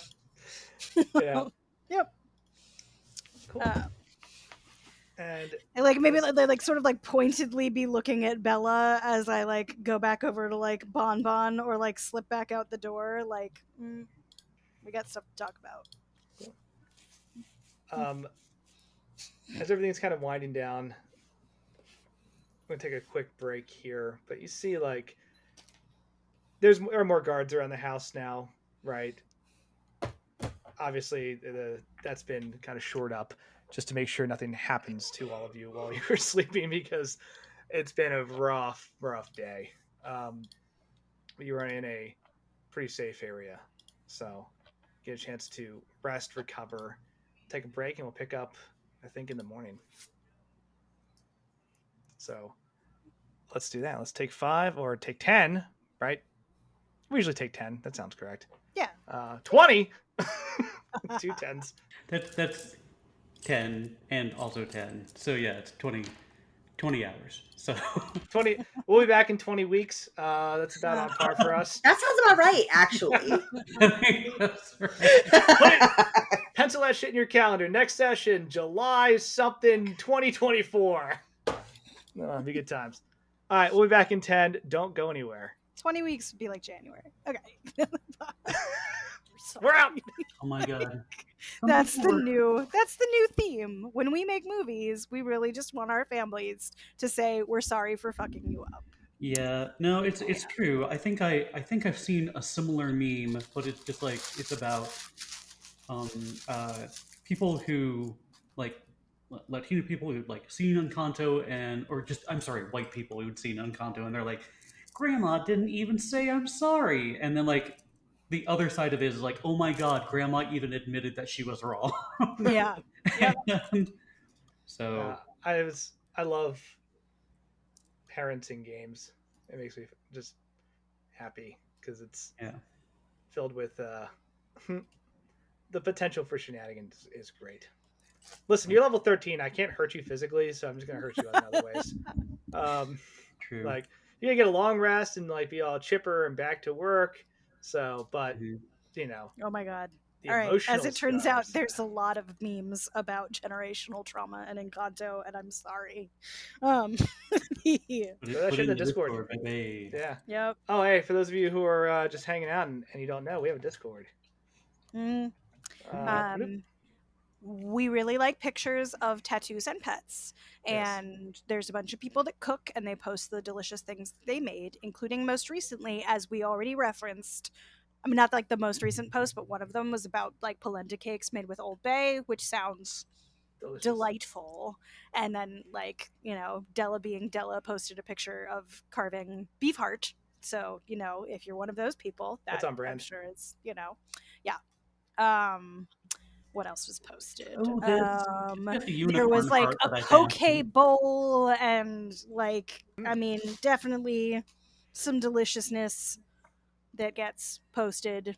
The pet stuff is pretty stellar. Yeah. Yes. I mean, like how do you like make yourself part of the community on the Discord? Post a picture of food or your pet or your tattoo. Or dank memes. Just sweet, just dank memes. Yes. Can't go wrong. Yeah. Mm-hmm. I guess I should put the, was it We appreciate There the we finer go. currencies in life. These are what they are. Put the rest of that on there as well. We got Twitter, Instagram, and TikTok Yeah. if you want to. If it like tickles your oxytocin a little bit, like we're a fan. Yeah, or if you just want to come in and scream into the void, hey. Yep, we do that too. Yeah. I got tea. It's very hot. I mean, to be fair, that's what I wanted. Tea, Earl Grey, hot. So, wait for the to calm down. Okay, really No. good in shortbread, as it turns out. If you like tea cookie, like kind of a like, it's also stupid easy because shortbread is stupid easy. But like, you either like infuse it in the dough, or you just like mix it right on in because like you can eat tea leaves, you're not gonna get hurt. But like Earl Grey shortbread, real damn good. This is completely random, but it kind of I could break down the thought process. Any more random than what I just said? Carry on. No, not at all. No spoilers. Has anybody seen the new Indiana Jones movie?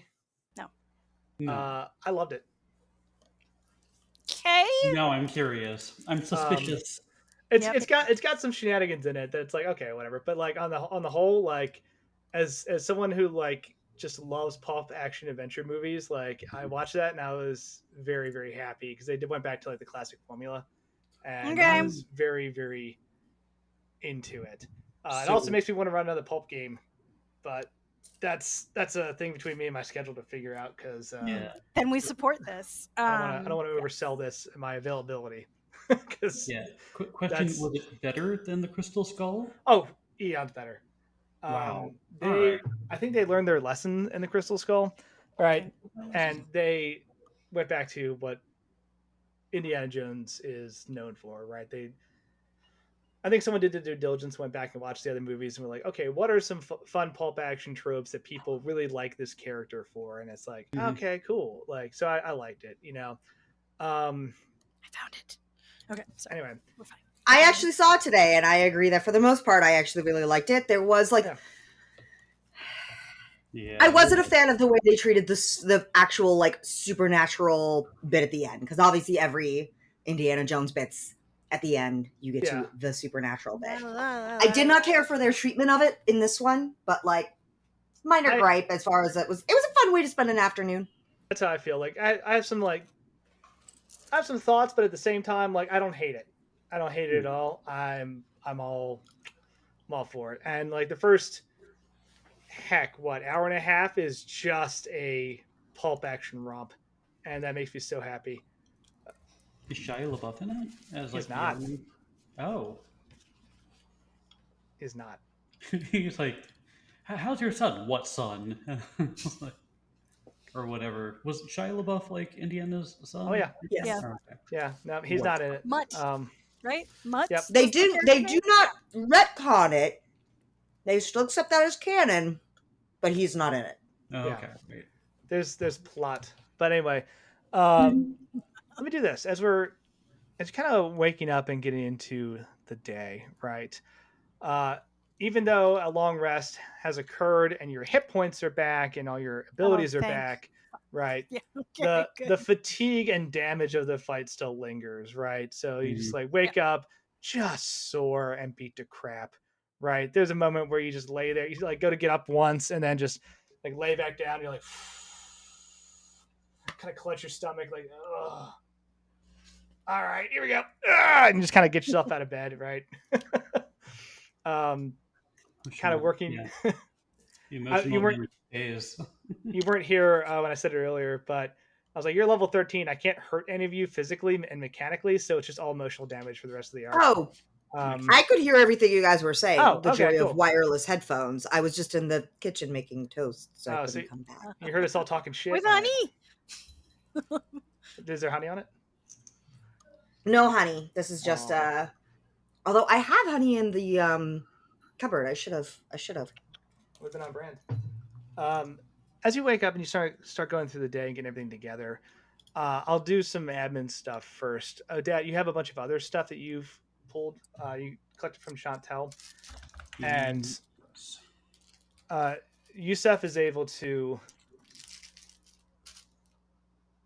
help you all to identify those things real quick, right?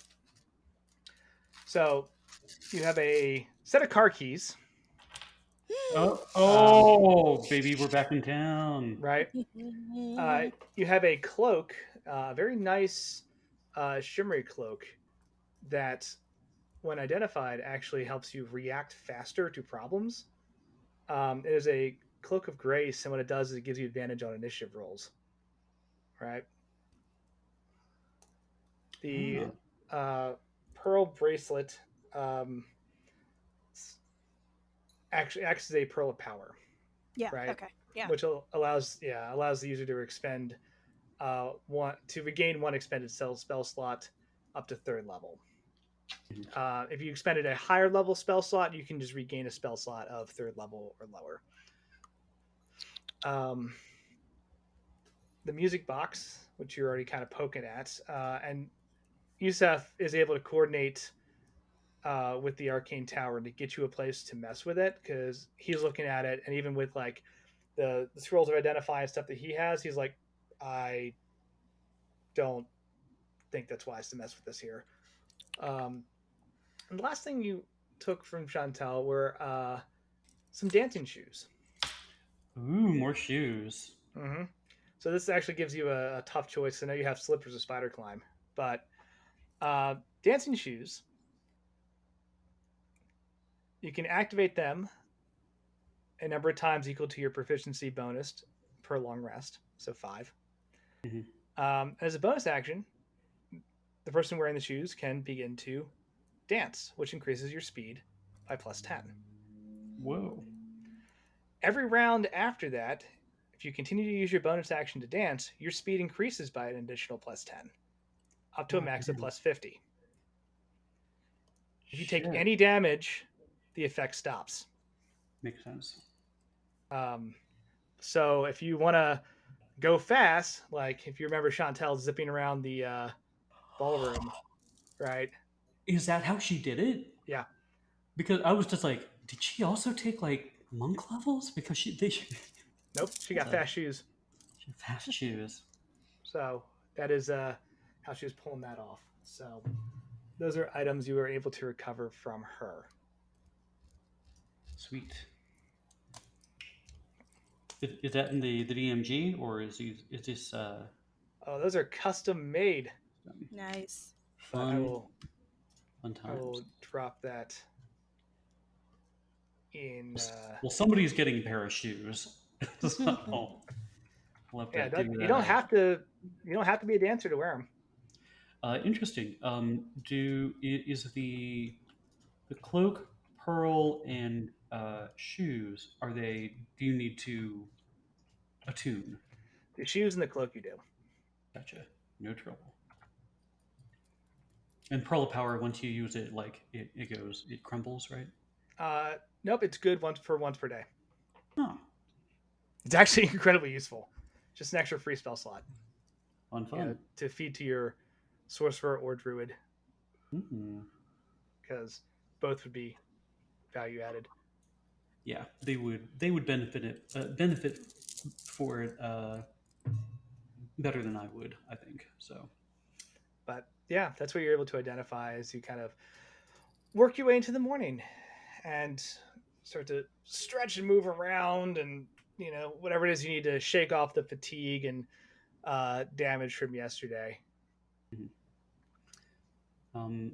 I think Odette just spends time just kind of catching up and with Cole initially, and they probably do the crazy leg over the head stretch, they just do dancer stretches, and that's part of their routine. Mm-hmm. And kind of chat a little bit, but she does not bring up are you going to come with me, or do I have to tell you to stay? I think there's a moment where he's looking out the window and he's like, "Oh, beautiful day," and it actually is. There's actually a rosy gold hue in the sky above the city, which goes with the colors of Lyra's night. It is beautiful outside. And she he probably gets on the floor. She walks on his spine to kind of does one of those things. She's crunch. As everything kind of just cracks into knots. Yeah, and then gives both of her arms to him, and then leans back and just kind of snaps rotator cuffs. And then she says, "Oh my God, I did not. I don't think either of us ate last night." Let's find some breakfast then. Yes, there must be a. I would die to go to a cafe, all to be seen and see others. Well, let's go downstairs. Yeah, that's so. You two head out. You're actually as soon as you leave your rooms, you can smell the distinct smell of breakfast being cooked. All right, Hmm. fresh coffee and tea being brewed, all that stuff. Oh my God. Yeah, I think they make their way down. Odette does stop at Itzel and Bella's door for a split second, but on her toe as she makes the next step, I'm only pausing for a second and then continuing. Okay. She doesn't want to wake them up, knowing how she feels. They probably feel worse or about as bad. So I think Dad, I think you get down to the kitchen first, probably about 10 minutes before the others, right? It's always shaking your head no. No, it's so is still. I think she's still in antelope form, and she curled up with Bonbon, and is Oh, took her little still there. piece of bread, and is now, bleary eyed, blinking at the people making coffee. Yeah. Okay. So the two of you are down there, and you see, I made a mistake because what I did was I accidentally deleted over the notes of some of my notes from the prior session. no, Um, Control Z. well, that was a Edit while history. ago. I was not able to pull them back. But you see, Bella's parents are the ones cooking breakfast, right? Uh, you know that Yusuf has a ton of employees that do stuff like this. They're not there. It's just them. They're just cooking food. That big stack of pancakes and all sorts of fruit have just been thrown out on the counter. They're just making food, and they smile at you, Odette, as you kind of come walking in. And oh, good morning. Bonjour. Bonjour. I do So- not think we have been properly introduced. I'm Odette Beauvoir. This is my fiance. Oh, so good to say that, Cole. Hi, good morning. Whatever you're making smells amazing. It's almost salivating. Of course, yeah, with wolfish kind of face. Mm-hmm. And you are. So Bella's mother looks over and just puts another stack of pancakes on the counter and gestures to Cole to grab some. She goes, "Oh, I'm Ayas, and this is my husband, Raul." A pleasure. It smells delicious. I Please. hope this was not all for Bella. Oh, please help yourself. I know that all of you had a very, very rough night. Just wanted to try to do something Oh, yes, nice no, to help out. this is perfect. We did have a rough night, and she exchanges a glance with Cole, be like, "How much are we allowed to talk about?" She just kind of looks at him. Cole's got a pancake on one fork and a fistful of bacon in one hand. He's like, And she just goes she pats him, and she pours herself some coffee, and then she says, "There are very few people, I think, that know how to make a proper cup of coffee. Where did you learn how to do this?" just over the years, visiting places, finding what honestly what works the best. This is actually a recipe from Kellenport. Kellenport. Is that where you hail from? Originally, no, but we spent some time down there. Um, it's a long story. We're from the northern regions, actually, but Oh. as life progressed, we wanted to go someplace a little warmer. So we spent a few years down there, just enjoying the sea and the culture. Um, Nice. since That's lovely. like Itzel was sleeping in the kitchen, um, now obviously like when she was out, but like have there been any servants come through? Did like her parents So you would have witnessed pack this. up from There was a, you could call it argument. Argument's a very strong word, but like there was a servant that came in to start making food, and they ran into AS and Raul, who are already in the kitchen, like pulling out stuff to prep. And the servant's like, "Oh, you don't have to. No, you don't have to do this. Like you're guests of the Nasiri family. It's part of our obligation to make sure that we provide for all of you." And they're like, "We are gonna cook breakfast because we want to we want to do something nice for these guys." It's like you don't. Literally get paid for this. They're like, "Well, maybe take the morning off and just go enjoy yourself. Go for a nice walk. It's a lovely day, you know." And he kind of like pushes back a little more, and then they're like, "Hey, we're kind of gonna do this, so take the morning off or not, but we're cooking breakfast for these folks because this is kind of what we can contribute." Okay. It's the kind of conversational vibe you witness, and the guy's Yeah. like, So it "Okay, was I guess I'll go for pushy, but maybe it rock." wasn't shady. Yeah, Okay. it was like, "Okay, yeah, we understand that like you work here, but like for the next like 2 hours, this is our kitchen. You want breakfast?" They offered to make him breakfast too. He's Yeah. like, Okay. that would not.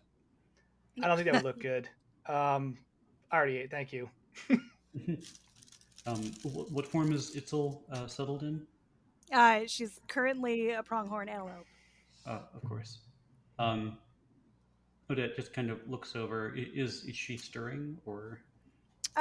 She's like in that like dozy place where it's like I'm paying attention if I need to get up, but like I'm tired right now, and Bonbon is surprisingly comfortable, so Mhm. like has a backrest, like, and fluffiness given Bonbon's fuzzy, like like, and we're in that like nice sunny window, like Mm-hmm. that like Bay Area seat, like it's a perfect place to curl up.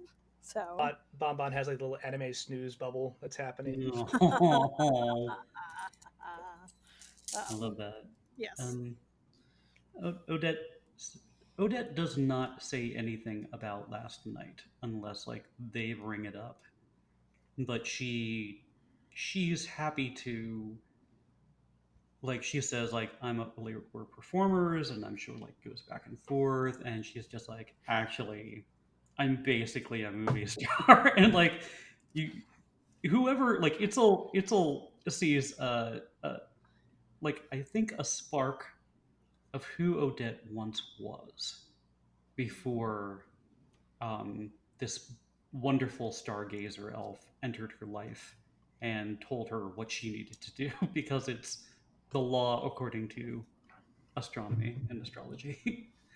And she talks about like the people she's encountered, but mainly like the ballets, operas, and things she's directed.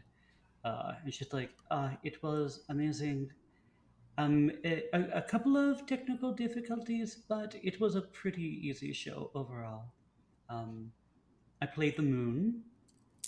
Cole played the wolf, and it was a tragedy in the end, unfortunately. But that's the way it goes. They both just nod and listen and ask a bunch of questions. They're very excited to just talk to you about performing arts. They don't seem to know a lot about it, as they're asking questions, and you realize like, okay, they're not patrons, they're not like in the artsy circles, but they're just, it sounds cool, and they seem to like talking to you. um, She feels normal for once, and she kind of like intuits that to like Cole. She's just like, it feels like the old days, huh? No. it's actually pretty nice. Yeah, this is probably one of the better mornings we've had in a while. Your hospitality is much appreciated. They look at you and kind of like give you an awkward shrug, and they're like, I mean, we'll be honest. This is, we're kind of invading on Yusuf's space, but he had a fully stocked fridge, and we wanted to do something nice. Well, Um, I want to ask, and like, don't. This is AS Elio's mother. She says, I don't want to come off as rude, but I do want to ask, is Bella speaks very highly of all of you, and she's said some wonderful things, and you sound incredibly accomplished, but is she okay? Like, is she just we're worried. It's hearing about some of the things that have happened. I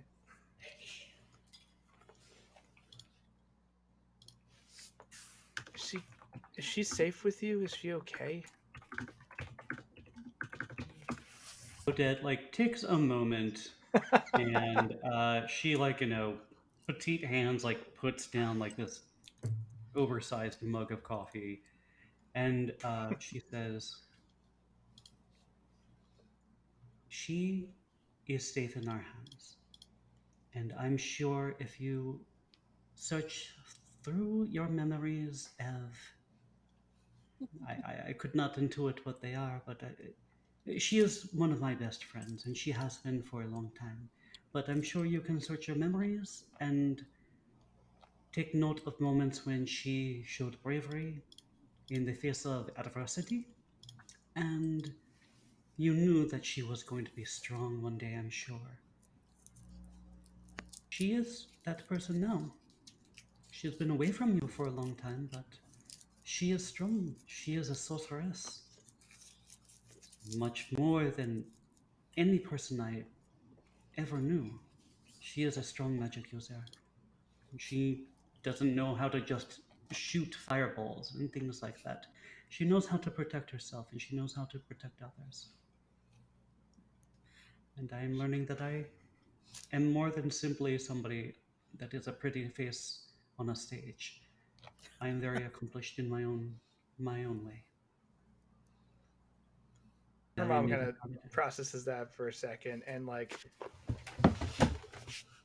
starts to say, I hear what you're saying, but she just seems so different. And then her dad kind of elbows her and is like, who wants more pancakes? And gives her a look come on. Yes. Violence will change you that way, but I would love another pair of pancakes, please. She does a little pirouette of she's like, oh yeah, violence changes you. More pancakes. Transition. Yeah.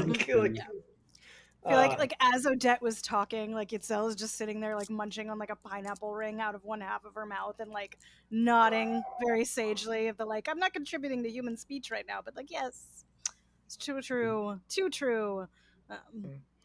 They drop it after that. They go back to just talking about, oh, the weather's beautiful outside this morning. Even after the events, it was still a wonderful librous night, and talk about the festivities around the city, and kind of go back into more casual conversation. Bella, what's your morning looking like as you're kind of clawing your way out of bed?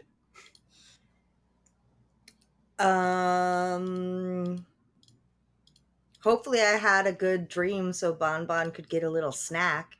No. Here's the question. You did say you wanted to get Bon Bon some dreams. Did you tell Bon Bon that she could eat your dreams? Oh God. She could have one. Okay, cool. Yeah, you wake up in a weird haze almost, right? Like those kind of sleeps where you just were so deep into it and you wake up, and there's a second you like look around and don't quite remember like where you are, and like for the life of you, you swear you had like some dream of some type, but it just flees immediately the second your eyes open, and you got like a little bit of like a headache, nothing that like an ibuprofen couldn't solve, right? But otherwise, I feel fine. Well, I think in that case, I smell breakfast and head Yup. downstairs. Yeah. Head downstairs, and of course, greeted with everyone in the kitchen. You know, your parents give you a wonderful and cheery good morning. Fuss about getting you breakfast as everyone kind of settles into just eating this food, right? You do see outside, if you kind of look at the bay window, there's like one random servant who's just like walking a lap around the pond. Looks kind of out of place, but he seems to be enjoying himself. um,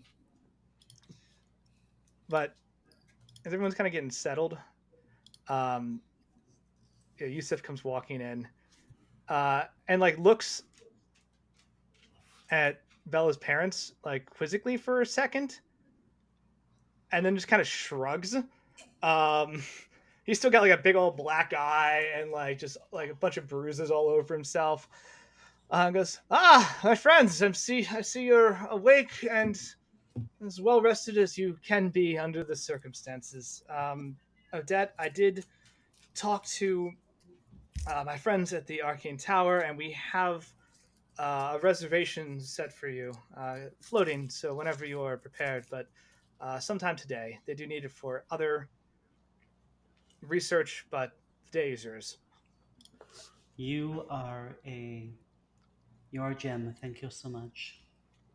That's why it's our family crest. Well, Sensible chuckle. Yes. So hi. Oh, I got two dogs. Hello. I'm being surrounded by doggos. oh, tacos. Um, They heard so- laughter. yes, they're like, hello, what's going on? Fun's in Hi. here. Hey, got a little Pancakes? We heard the words. doggo. Oh, over here. Oh my Yeah. goodness, Peach. Hi, Daisy. Oh, and there's your Daisy is currently mostly being covered by the word Oh, Game Master, but Oh. here we go. Yeah. Hi, Babies. Daisy. Good old doggos. Doggo swarm. Um, So, Yusuf, let's- have some coffee. They learned how to make it in Kalamport.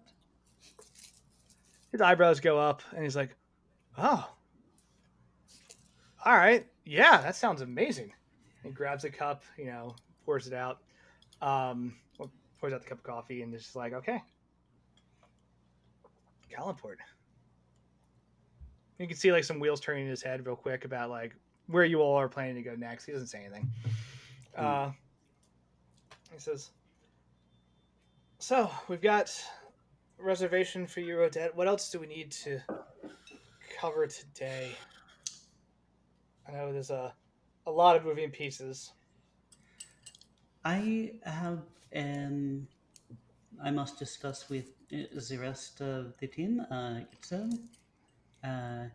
But we have some magical items that we need to Good. kind of disperse amongst ourselves. But I think I am going to buy a sword.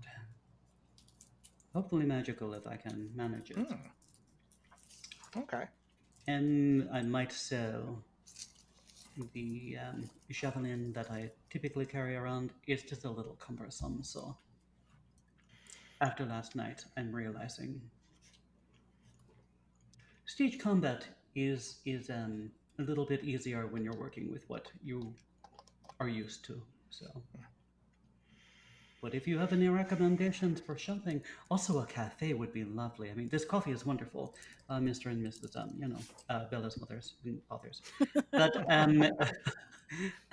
Hargrave. but it would be really nice to just feel normal for once, perhaps after the university. So, is it a university or just like It's a research center, yeah. research center? So he jots down like, yeah, there's a couple good places where you can get some swords, and then there's a nice cafe actually nearby one of them. He kind of hands you the names of the shops. These are very close. Is that a coincidence? Yeah, I figure you wouldn't mind taking a stroll, but if you want something a little further away, I can get you a carriage. No, this is good. So I, those shops I I know in admire town. how centrally located you are. Oh. Any stirrings of Bella? Or did you see Bella on your way down? Oh, Bella's awake. She's already here. Oh, she's here. I'm so sorry, Bella. came in. Hi, Bella. Oh no. But that is my plan. I don't know if everybody else had. I would love to have you along for your arcane expertise. Of course, if I can help, I'm happy to.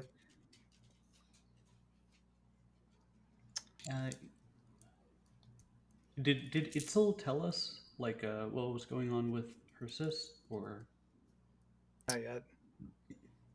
Yeah, Uh, we didn't really have the opportunity because when I came back last night, Bella was talking to her parents, and I stole bread. Mhm. And then, and then we had this morning, and they've been here the whole time making us pancakes. And yes, like they have been in the way of private conversation. and perhaps after everybody is finished thinking, then we get together in the garden and figure this out. In her head, and she had this conversation while like stretching with like Cole. I think she was like, "Last night was a disaster. We need to figure out like a game plan for how to attack the field." Valen might be the best person to ask about that, but As you pass by Alan's room this morning, you just heard like chainsaw like snores. okay, and then she's like, maybe another time. I have someone checking on him, but it looks like he's very dedicated to resting at the moment. Yes, but she does not bring up like, "Hey, let's come up with battle plans in front of the rents." So Okay.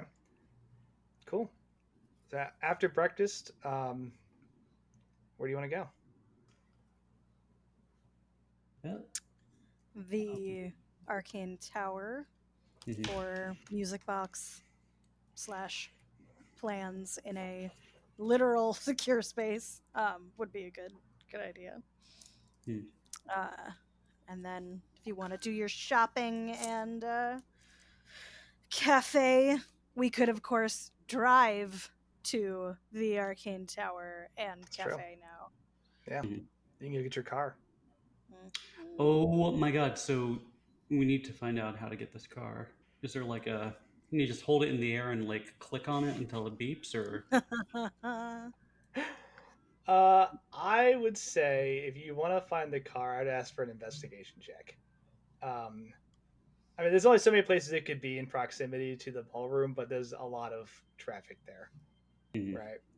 But yeah, you can easily like go into the area, walk around until it stands out. It's a massive steampunk arcane engine car, and as far as you've seen, it's probably like one of 10. Right? They're not very common. Who drove it way back when? Almost a year ago. I God. believe it was Valen. Valen. Because he was the only one that had like any kind of I think he had proficiency Land in vehicle or vehicles. ride. Yeah. Like, yeah. I was able to read the instructions, but he had to actually Yeah. operate it. God, I don't even remember what we used for that. Yeah. Land. Well, I guess it's whatever skill. You had your proficiency bonus, and if you're proficient in land vehicles, it goes. I don't know. Yep. And I'm definitely not. So it wasn't Well, me. the good No. thing is, in this moment, you have some time to figure it out because when you tried to drive it originally, you're being chased by a very angry Not group boom of slang. 3 What is my brain Hezru, I doing? think. Slod? Yes. Slad? Sorry. So My brain said boom slang, and I was like, that's a snake. Um, that's terrifying. But yeah, so there's a lot of under pressure of you being like, oh shit, how does this thing work so we can get the hell out of here? Now you can just mess with it to kind of figure out what you need to do. it comes down to, you're proficient and smart adventurers, so like if you have time, you'll probably figure it out. If you're under pressure, that's what we got dice for. Got it. Well, Odette gives the keys to whoever wants them. She doesn't want any part of that business. What's the keys? I mean, I don't want to drive. I guess I'm driving then. It's like I can investigate to find it, but I don't want to drive it because okay. My investigation also, actually isn't fantastic. You could also just go to the university and get it on the way back, or Yeah. She just wants to get rid of the keys. She doesn't. She wants as little to do with Chantel. Yeah, I think Odette, you're able to just toss the car keys to Bella. Yeah. And Yusuf says, Bella, if you want, it's not my lane of expertise, but I think you and I can we can figure out how to drive this thing together. Sure. It can't be that hard, right? Right. How hard could it be? God, every teenager ever. Yeah. Flash cut to like just you smashing into a lamppost. Oh my God. Sirens in the background. Something. Shit! Reverse. Drive over it. Drive over it. Somebody comes over, cast mend, gets back in the car. Yusuf's designed a lot of stuff, but he's a city planning engineer. He's not engineer and pilot are very different things. Yeah, he's not a make vehicles arcane wonder kind of engineer. But he can be helpful. But yeah. Okay, cool. So you head across the city over to the arcane tower. You are very quickly, with like very little scrutiny, are kind of ushered into this magical safe room. And basically all they ask is, so how long do you need? I mean, you've got the day, but if it's going to be less than that, just, I guess, let us know. Probably less than that. I need... Where are you?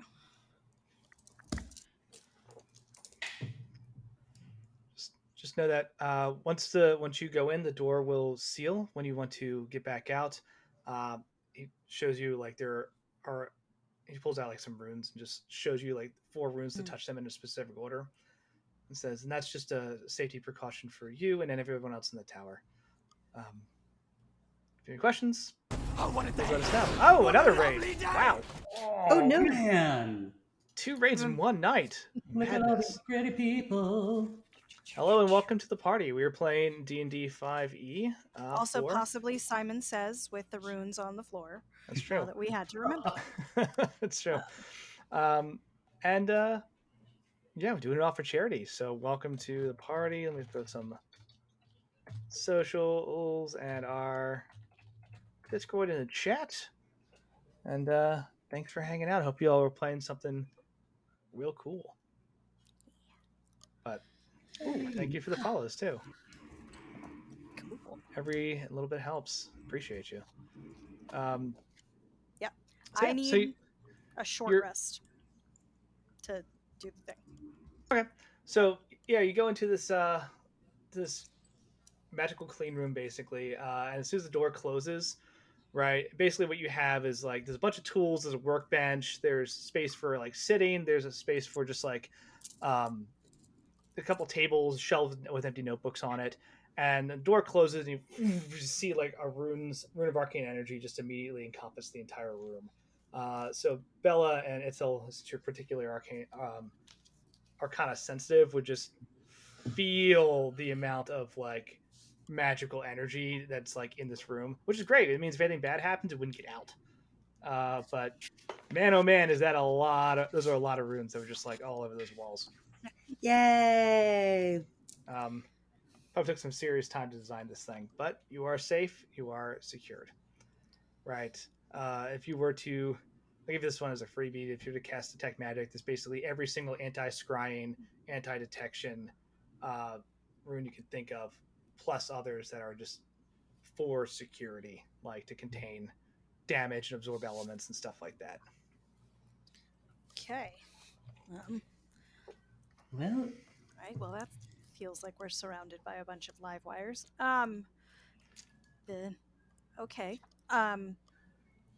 So if we're gonna see if there's a like spirit presence still remaining in the music box, we I don't think I'm gonna need a lot of time, but and Bella, it didn't react well to you when you tried to touch it, so I don't know if, but like, Gray Odette, again specifically says, let's not yeah, okay. touch that thing at all. Odette, if it is General Azulana, then it might be helpful if you're the one that like opens the music box and makes it do its thing. And I'll see if I can get into a good like meditative space for figuring out who might be in it, if it is a spirit at all. When you say General Azulana, the music box pops open on the table and starts playing music again. Zell's gonna like point at it and be like, "But we don't know if we can trust you yet." So music stops for a second. Thank you, Flame. Kozan is trustworthy. Trustworthy. He is a playful spirit. I am not worried about him. I am worried about Chantel and the fact that this was on her. Like, yes. because who knows what this might be. I mean, Yes. we ended almost up with a pet soul-eating panther thing already. So, like, just you know, great. I will leave you to it. She like opens the book of shadows. She's like, I need to find. There is a page in here with a formula. Okay. No crazy pulses when you open it. Good. Okay. All right. So, arf arf.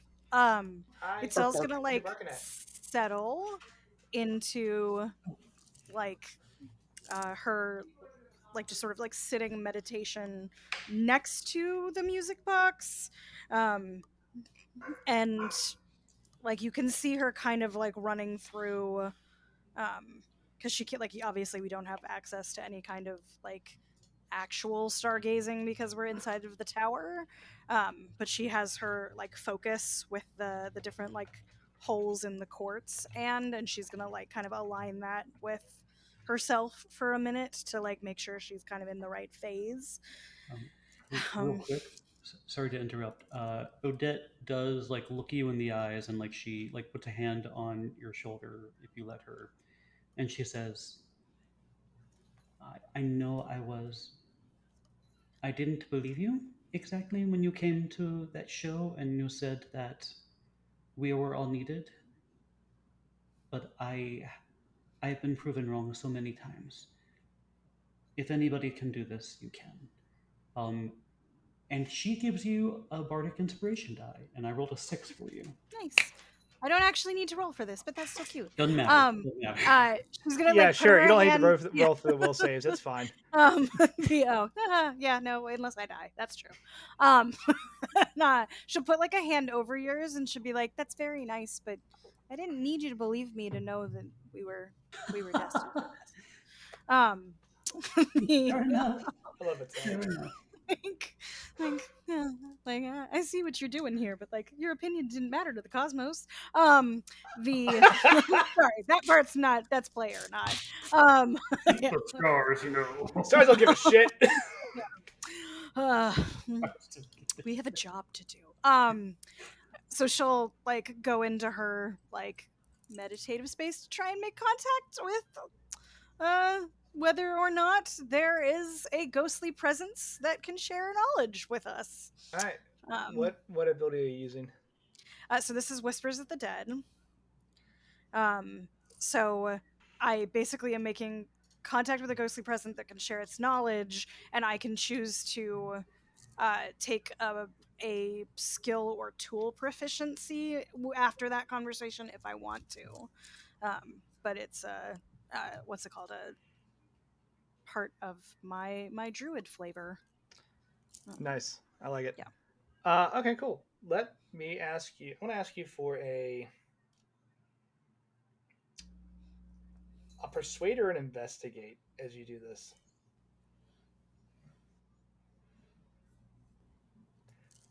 Okay, those are fine. I am definitely perfectly skilled in both of those. Fuck. That's a 4. All right.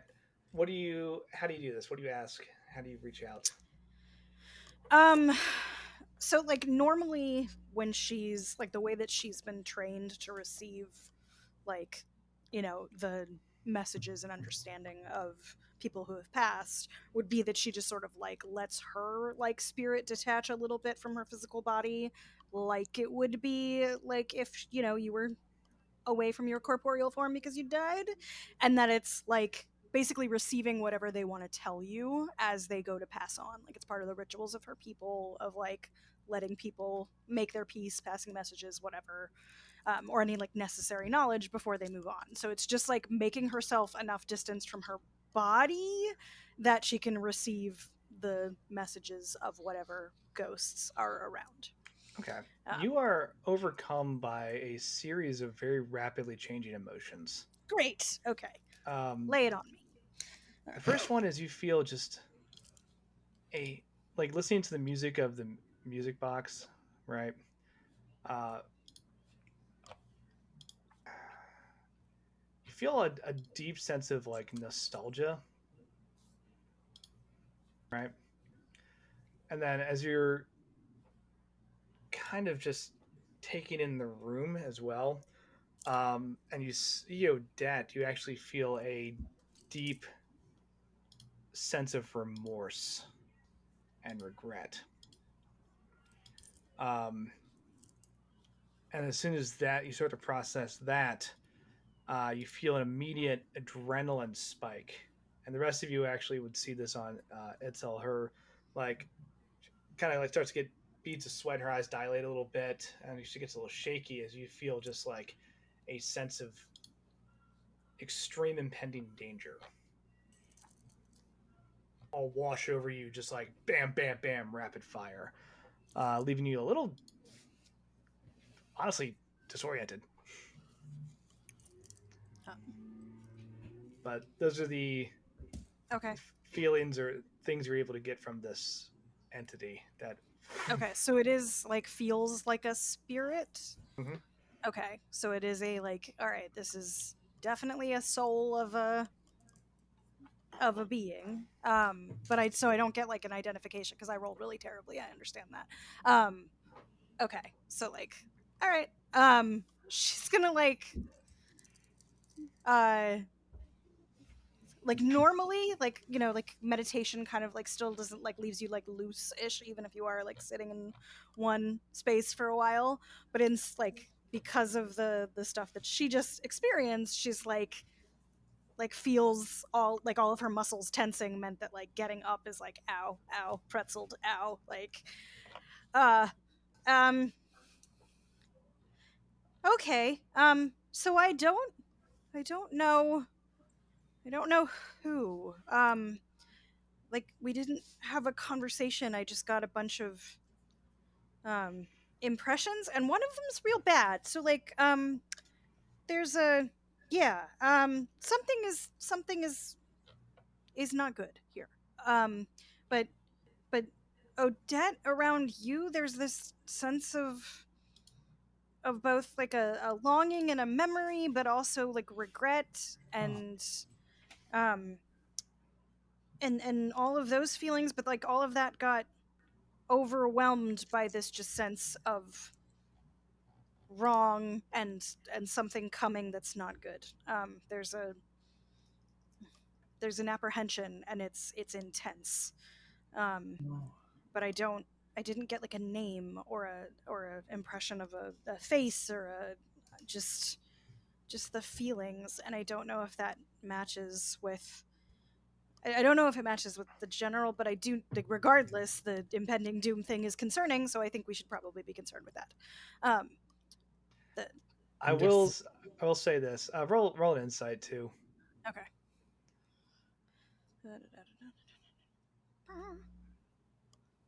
Okay, better. Oh no, that very good actually. So 21. The danger is felt for all of you. Okay, so Right. it's not like it senses something I can't sense. It's just a we are putting ourselves in mortal doom. Something in here is feeling very strongly about the dangers that are presented to all of you.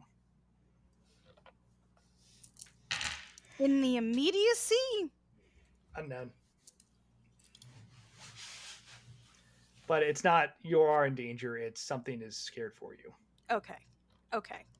Did it have a paternally feeling to it? Did it taste like honey bread? Bella's parents are up from the music box. Hi, Bella. Bella's actual parents. Oh, I'm sorry. Am I making too much noise? You had to move. Okay. Sorry. The cat was next to me, and then apparently they're like, "No, you're talking too much." Excitement. You know. Okay. So yes. Yeah. This is maybe this like the doom is not. I think it's a worried for the fact that we keep putting ourselves in mortal danger. And but the feeling of remorse was definitely around you, Odette, not all of us in the same way that the danger flavor is. I didn't get a lot of specificity. That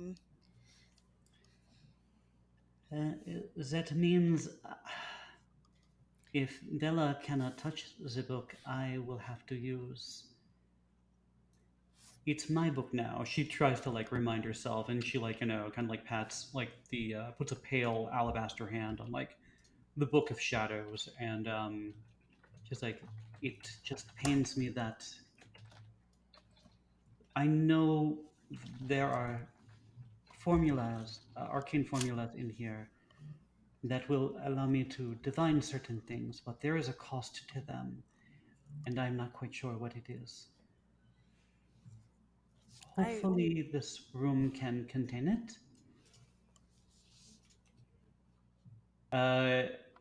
But she starts like flipping through the pages. So, Andy. Yes. This book, I have commune, but that communes with the Book of Shadow itself. It and that is hefty. That is all 6 charges. There's also legend lore, which I think could also help. But it does have expensive components that I don't have on me. So you would be able to get those components where you're at. I was gonna say like where we are right now probably has. Okay, to be like either available for purchase or available for usage. Can I have 250 gold worth of incense? Thank you. For ivory strips. You would be able to get those from the Arcane Tower. Okay. Yeah. All right. This is a research center. They have all that. They have pearls and all sorts of crazy gems and components, right? You would just need to flag somebody down and say, "Hey, can I get these?" And they would take 10 minutes to come back and give them to you. Okay. And then I also have detect thoughts, which seems the safer route. But so like she describes these spells to both of you, having never cast them except for detect thoughts before. So she says, which one do you think would be the most useful? Legend. Do we just call spells by their name? Or like, hey, fireball. Yeah. Or whatever. Yeah. She says, I'll tell you this from an admin standpoint, so you can have this in your head. Detect thoughts will be helpful. Legend lore will tell you everything there is to know about this object. Right. Great. Good, bad, indifferent, cursed, origin, all that stuff. It's a pretty hefty spell. Like I can detect magic, but we already know that it's necrotic. Yeah. Or sorry, necromantic, not necrotic. That's So Here we go. Let me see. I just need to look at the rules for your shadows. Okay, so the roll that I do for risk, Andy, Mm. isn't particularly forgiving. What do I add to that roll, or is it a flat d20? Oh, it's a flat d20. So, like, in like a guidance or anything would not help. Nope. Got it. And I can't okay, because inspire. I was gonna say, it's like I can cast guidance. No, same for like death saving throws. Same for like sorcerer wild magic. Like it's a flat roll. Okay. So Do you want me to explain the rules, or do we just go into it? Should we just do it? All right. So the players and the audience know the stakes. I think it's You know what? If you're gonna do it, I'll explain the rules real quick. Why don't you do it? Because I feel like I'm in danger. So casting with this book has a thing where if you burn 4 or more charges at once, there's always the possibility of weird magical feedback, right? The book's looking to learn stuff constantly and may attempt to extract knowledge from its holder without their permission. Roll a d20. On a 1 to 8, something bad happens. On a 9 to 15, the player must exchange a secret or important knowledge with the book in order for the spell to take effect. And on a 16 to 20, works as intended. I feel like this should be an online roll. Oh yeah, you want me to pull up Albert? Yeah. Do you want to make it for me, or how do I? I guess I can go into Albert. Yeah, we have the link to the game is in the Discord. Got it. I'm there. Okay. I, so I am all about you. That's where I've been rolling. Oh yeah, there's your 12. Yeah. Right. Which became a 21 because that's how my insight goes. Oh, I don't know why that map is up there. That's the wrong map.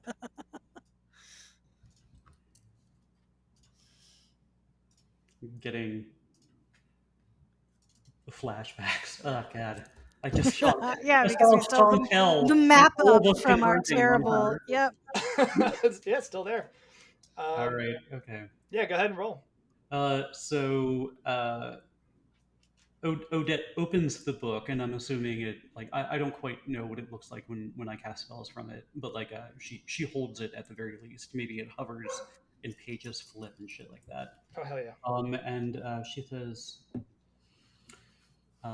by the power of this book, and by the power of the Shadowfell, reveal your secrets to me.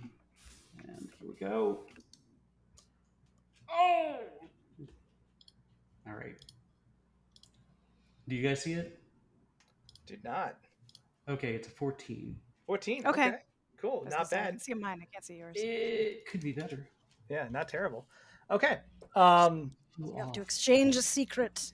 The books, yeah, as you said, the book kind of floats in front of you. The pages flip. There's a wind that,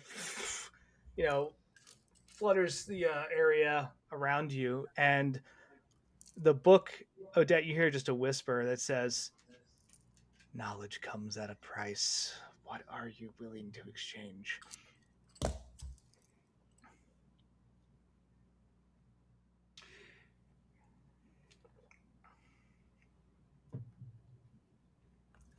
She says something appropriate and something that I need to leave behind.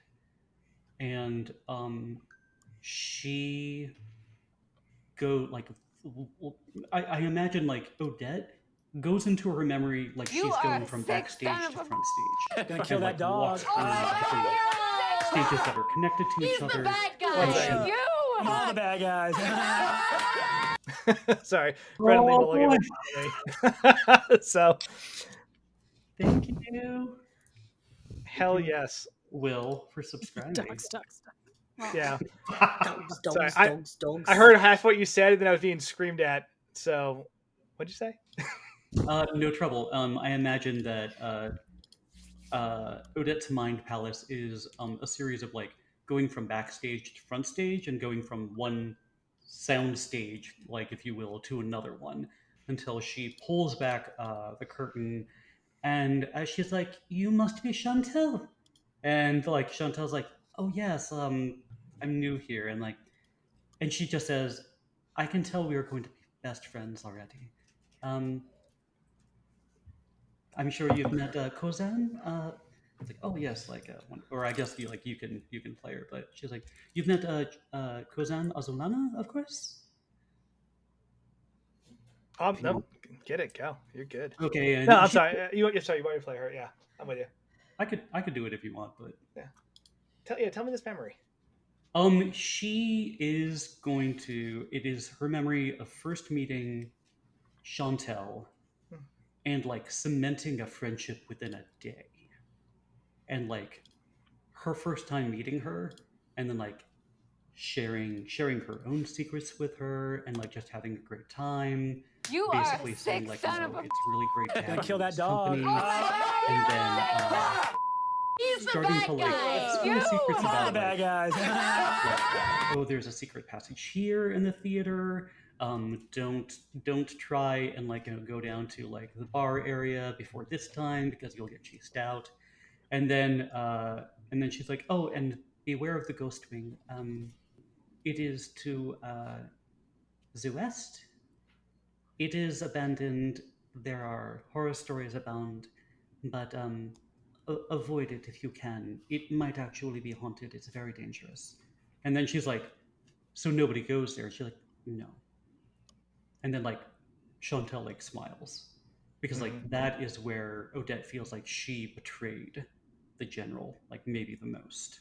So basically, that's where General Kozan was taken, because we thought we were protecting Chantel because she wove this whole conspiracy that she was in danger, and the night uh, of the premiere of Lock de Lune, like everybody was like on eggshells, trying to like make sure that nothing happened, and our prima donna, like our prima ballerina, Chantel was protected.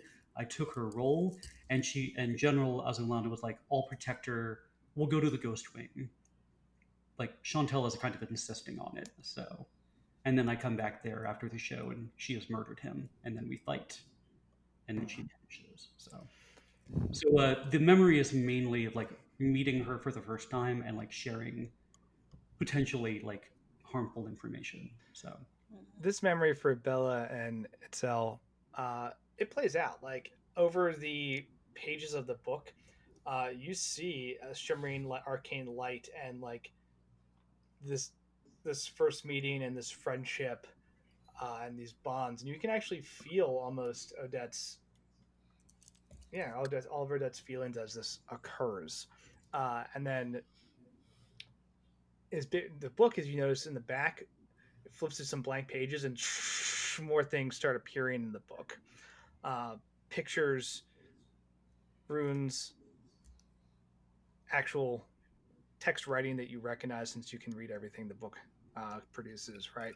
As it's just archiving every detail of this. mhm.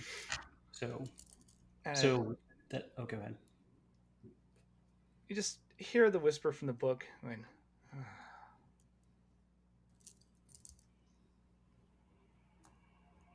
friendship is so powerful. I And give loss you even more. I give you one of the best memories, one of the best days of my life, and one of the worst. Feel free to take it. With that, the last bit of inscription goes into the book and it slams shut. And there is another just pulse of energy that Odette directly absorbs. Um, and with it comes just a wild series of images. The first being General Azulana sitting there, and across his little desk, he's got some wood shavings and a couple paintbrushes, and he is currently carving this small music box. Um, and he's just humming to himself. Right, you recognize the tune. It was the Dawn and Dusk, I believe. Like dawn through dusk. Yeah. Dawn through Dusk, humming this tune to himself, and you can feel that he's actually excited about this. Right, he's creating something in a different way, and he's excited because this isn't for him. Right? Oh no. As memories kind of flip forward, you can see that he finishes it, and as he kind of sets it down and lets it play, Chantel sweeps into the room, and she says, "Oh, what is that?" He says, "Well, I wanted to make something to, one, represent the Academy, but two, to thank Odette for everything she's done to help you. I know it's given her opportunity, but I know there's a lot in there. She cares deeply. I know that she's your best friend and she'll do anything to protect you, but it's worth showing the appreciation. I have one I'm going to make for you as well." And Chantel, her face kind of falls for a second until she catches a smile and she says, "Oh, so the first one's for Odette." Oh. Charming. I love it. And you see another fast forward moment to Azalena's death.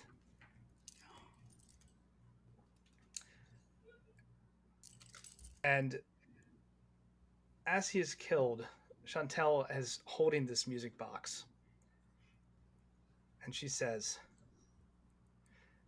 or he says to her,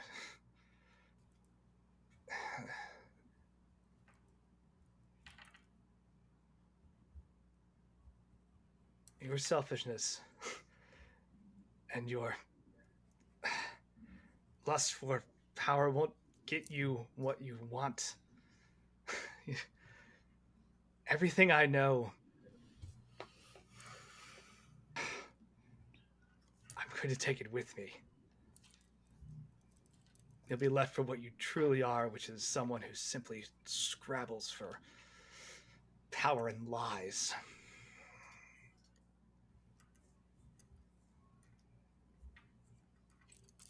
You're nothing. It's a fraud. She says, "Oh, no. You're too useful to let you just go away like that. We're not done. I still need a mentor." And as Azalena dies, his soul is pulled from his body, whirls down, and is locked inside the music box. His body hits the floor, and she just kind of shakes it and goes, "See, I got plenty of time. And the best part is, it's just you and me." She puts it in her pocket and flees. I'm going to send you something in the Discord that I think will be very useful to you as to how you can interact with this object. Okay. As the knowledge of what this thing truly is, who is inside, and what it does is unlocked for you with that spell. Thank you. Odette.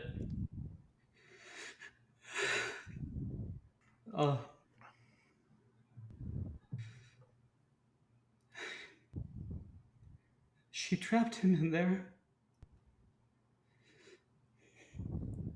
And he tried to take all he knew to his grave with him, but she wouldn't let him. And she did it out of spite because this was not made for him. He did not make it for her first. He made it for me.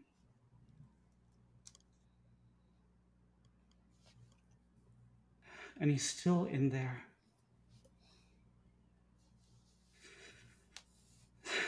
He's still in there.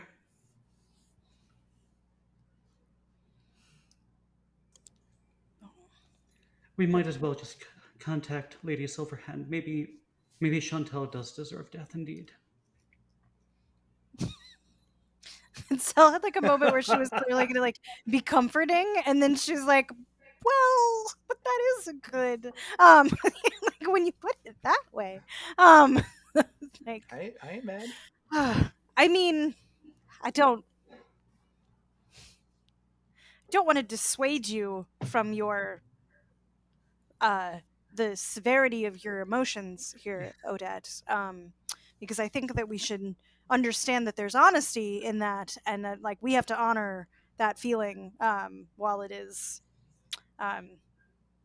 So perhaps we should contact Lady Silverhand, but the the box is with the person it was meant for then, and like instead of his knowledge going to the grave, it at least isn't going to Chantel. So you're protecting that wish of his. And now Yes. maybe you get a chance to still have your mentor in some form, but the important thing is Chantel didn't get her plan. Because that would have been a disrespect to what he wanted. Yes, that is true. She like tries to smile and smiles weakly at you. Ever, ever pragmatic. I did not think that I would see the day where you would come to Chantel's defense, but yes. Oh no, I think we should contact Lady Silverhand because we should I kill her. see. Oh, I misunderstood. I'm sorry. No. I want to kill the bitch, but she laughs and like flicks like the tears away. Mhm. That is a different way of. I am only defending Chantel's incompetence here, in that she did not manage to do the thing that she planned, and through that we are able to at least have some sort of peace for your mentor. We, yes. And I'm, having talked to other souls on their march to wherever they go, where their next place is, the protecting the thing that he wanted from the honor of his death is the best thing that you could have done for, if we couldn't have prevented the loss, at least you're making sure that you are living on what he needed from you to make sure that that bitch doesn't get what he wanted to protect from her. that is true. We have taken someone very important from her, and we have placed Because him we in don't reward senseless murder by derivative artists. derivative. Am I right? Yes. Thank you both for being here for this. I might ask you for both about though I do use shadows and I do dance in them, I have never been one for necromancy or communion with the dead. I might just ask your advice occasionally. And she like points at the box, like she's like I will need some mentoring as well on how to commune. I feel like I might have already helped as much as I could. Grace said any bonding you'd be able to do with the object would be really dependent on who it was and the nature of the object. So there's really no specific guidebook I can offer you about where to go from here with this? Okay. There is a possibility. I mean, if we want to let him out, we could do that. Wait, we can let him out? And you didn't bother to mention this earlier? It's complicated. It's not a simple process, but yeah, if you have a soul trapped in there, I mean, Wait a minute. I can't. Who's talking? Is this Cole? This is Gray. This is Greg. Oh God. Yeah. Okay. I had a moment too where I was like, "Is you here? this?" No, I got it. I caught it. Yeah, eventually. Cole's got hidden talents. So from what we studied can arcane hear shit, you know, from like- Bella's portion, like Itzel's immediately going to be like, "Do you need a body for that though?" Because once again, we've been over this. That's stealing. All right. At a minimum, yeah. Like the terrible soul panther thing from inside the book. We've already been here. We're not like we are not taking a body for a soul without a body. Well, There's already an ethical dilemma about this. Itzel is very don't not know. okay with Gray hasn't given me the details. He says it's complicated, but apparently there might be a way to morally complicated, Gray. Morally complicated. Oh, yes. No, listen. In the schematics, right? The celestial convergence machine Zengi was building does other things. Remember, So, okay, our the goal- way to let him out is with Zengi's machine. Is that what you're trying to tell me right now? We don't need the machine. We need the power source. We need more Arcanum. What it allows for, at its core, is extending life. What Zengi did changed the formula of how the machine works to basically pull life in rather than to actually give it back out. It stands to reason that we could use his research, our research, I guess, to bring the general back. If the object is destroyed, his soul is gone. It will move to where it should move, or if it's destroyed particularly violently, it may damage his essence.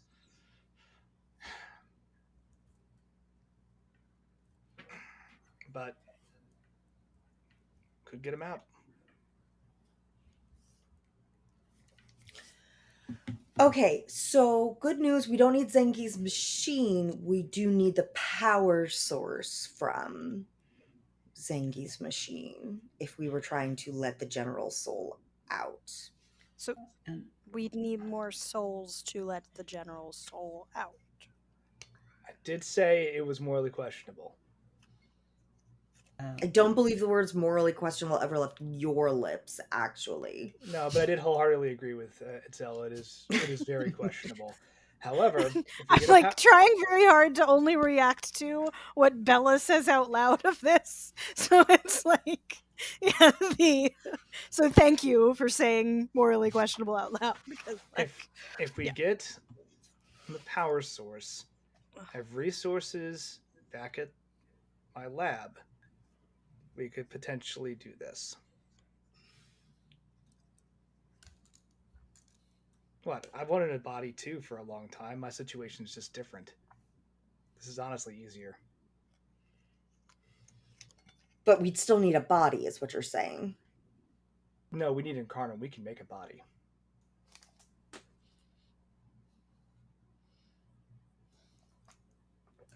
But the easier course of action would just be to destroy the box, and his soul can move on to the proper place souls are supposed to go. Of course. Okay. I'll let them know. I'm here for options. So it would be.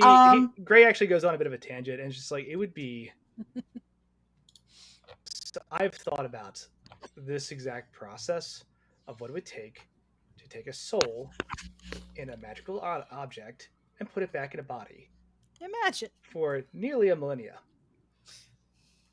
And this is the easiest way. This is the easiest situation we would have to deal with for something like that. Okay. Odette, We. I feel like Yes. you're the person who knew the general best, obviously. So I will let you know the options and you can figure out what you think should be done. Is we could try to harness Incarnum to bring the general back. In the current state, Gray actually thinks it would be easier than, say, what he's been trying to figure out, such as how to bring himself back. So it should be doable, but we would need to use Incarnum to do it. Or if we can figure out a non-violent way to destroy the box, that should release his soul and he should just move on in the natural cycle of things. There is the risk if we screw up the whole restoring the box thing, we could damage his soul and then he can't move on either. Gray's still kind of tangenting in the background, like, yeah, bodies are not that hard to come by, like, Oh God. and it's Come like, by. well, I didn't. What happened to making them? That's the point. You can make anything out of anything if you have enough arcane knowledge, right? I didn't just end up with 12 of you in a test tube. Like, it took time and effort and deliberate research, and it's not as difficult as people make it out to be. You just really got to be committed. What did you use to make my bodies? Odette, I can reassure you, is not other people. Odette touches Itzel's hand worriedly. Yeah, I feel like Itzel became wild shaped real quick. That's not an answer, Gray. There's a cosmic breakdown on what the human body is, and when you get the right elements, you can simply create one. It just takes a lot of time and a lot of investment and a lot of effort, and people get weird about it. I didn't hear what. I'm sorry. I didn't hear anything you said. Sorry. Vicky, go ahead. I said, I think when Bella starts laying out this plan for Odette, that it's all wild shaped into a literal clam to not be able to say anything about it. Look, it's your choice, but I really hate everything that's going on right now because that messes with the natural order so much, and he's advocating making a body out of other bodies, using more soul energy in order to save a single soul. You're just moving elements around. That's all you're doing. It's all elements that you move around and then you give them form and purpose and life. Look,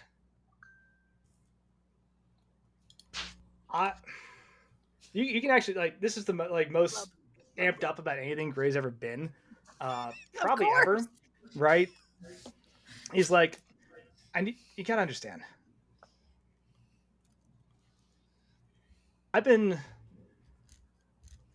effectively sidelined for so long, and my contributions to this, you can't hear me. My contributions to this are everything I can do to help you, right?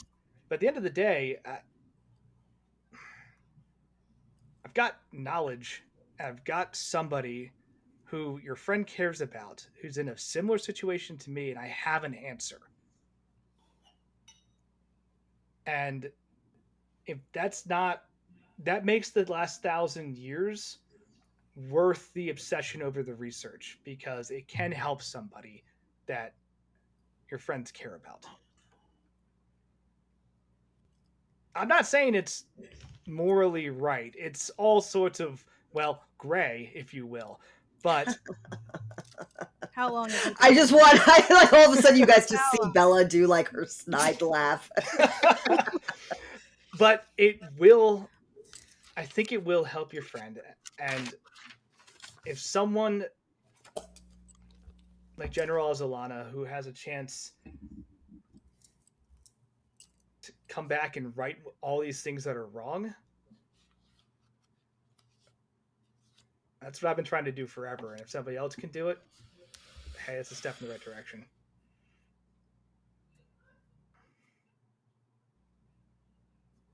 Look, I've given them the options. If they'd rather he move on, then that's their choice. Understood completely. So I want to make it clear that it is possible and we have the resources. Duly noted. Did he say anything else that? Nothing of importance, no. He reassures me my bodies were not made of other people's bodies, and once again wants to make sure we realize that this is totally possible to bring the general back in this way. You know, if we choose to do that rather than the option to assist in him passing on. I see. And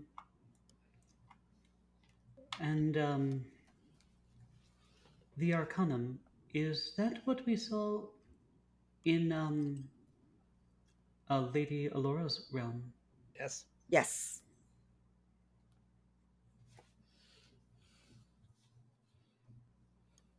I don't know. In the defense of what Gray's suggesting, the Incarnum is what keeps your relative alive. Not every way that it's used results in the sort of horror that Zengi did.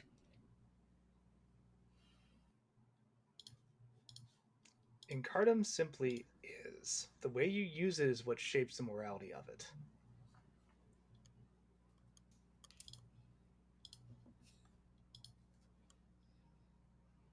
Vicky, is that your clam face?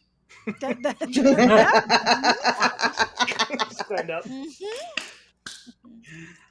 love it.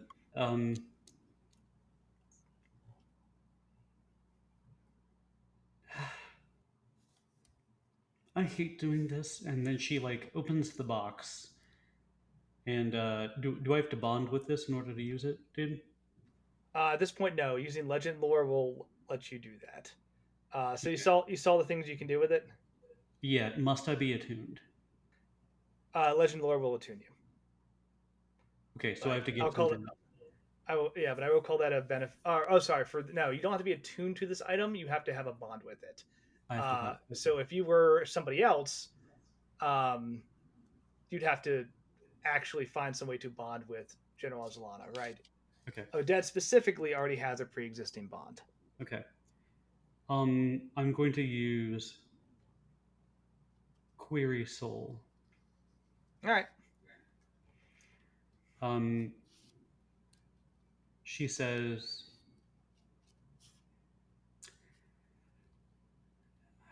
hello, Kozan. Hello, Kozan. We have several ways of releasing you, should you wish it.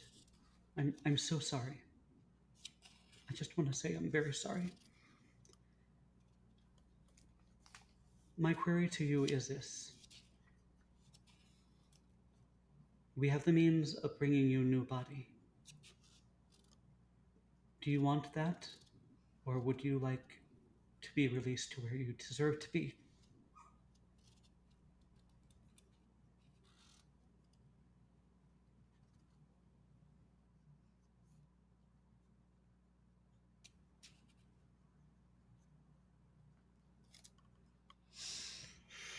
Blub. Blub, blub.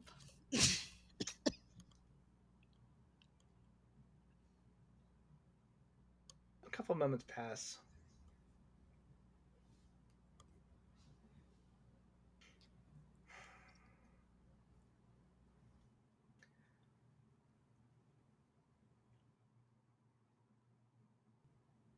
You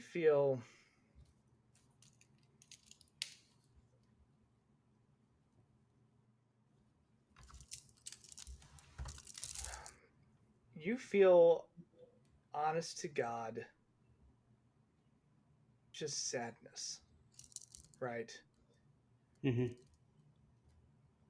And as you sit with that feeling as the music's kind of playing,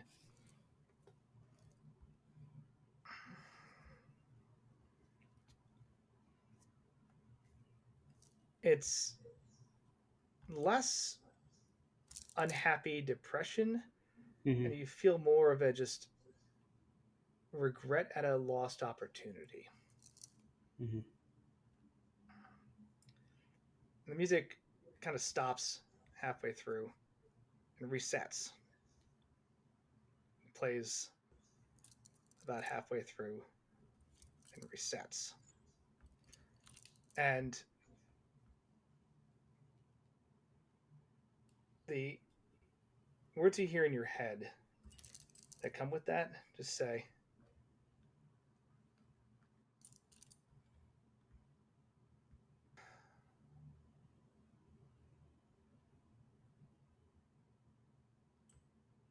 mentors don't abandon their students.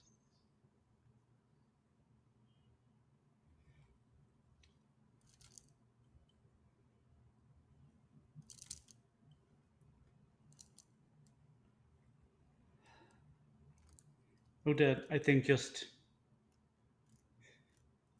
has a moment where her voice breaks wordlessly when she hears his voice for the first time in years.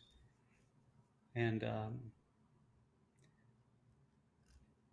she nods and she says,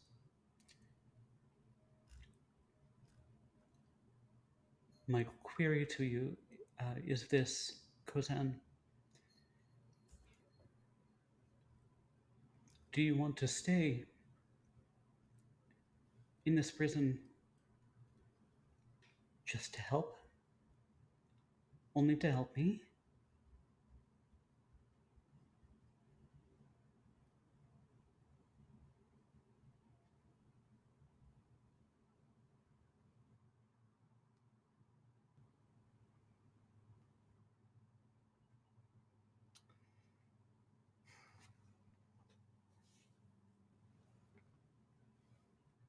See, once again, those telepathic images. And you feel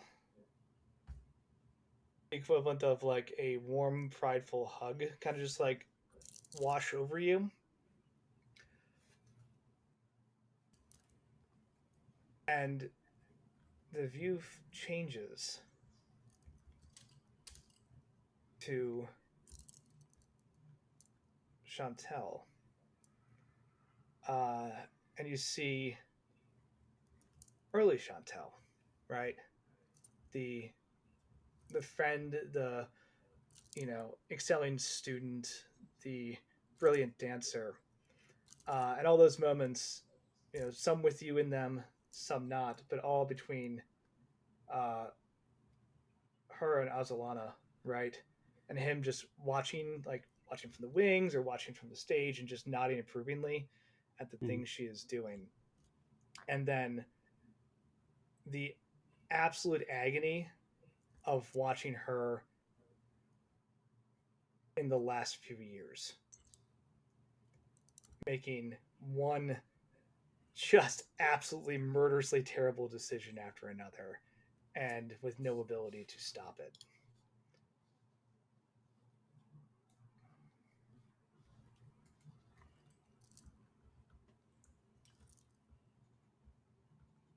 You want to right your wrongs. I see.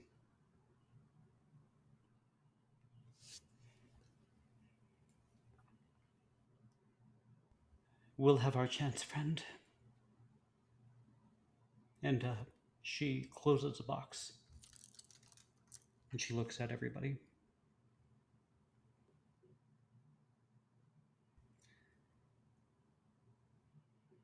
I think he's made a choice to stay.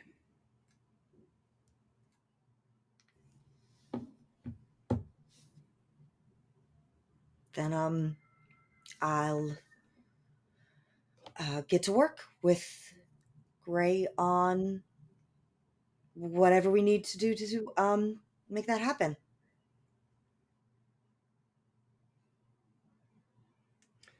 We're going to need the schematics that Odette borrowed. Odette borrowed?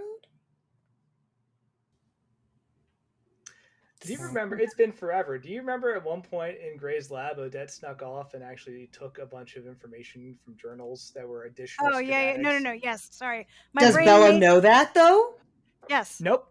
Maybe. yes, she does. Didn't we? Um, We confessed it, didn't we? Yeah, no. Oh, that's true. Yes. Made Yeah. you Okay. turn. I made you turn. So here's the interesting thing. Odette was like, "Hey, I want to propose to Cole, and I want to talk to you privately. Can you turn off Gray?" And Gray was like, "Yeah, I can turn off." Question mark. Correct. And she was like, "Look, I took these schematics. I think I wrote them down, but I may have just like stolen them. I can look back on my notes. You have a copy, if nothing else. I have a copy of nothing else. And she was like, Gray is in bad business. He's rejiggered Zengi's machine to make it do something else. I need you to read it. Can you read it and tell me what it does? Because I don't understand this gobbledygook." And you're like, "Sure, I'll read it." And we just haven't.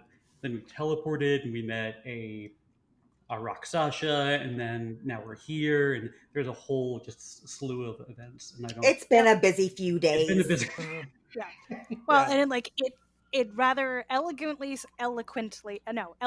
sidestepped the like you looking at the schematics, because we then had all of that like your childhood home and like the emotional bond with your brother and like so that was real convenient for Gray, like so Yeah.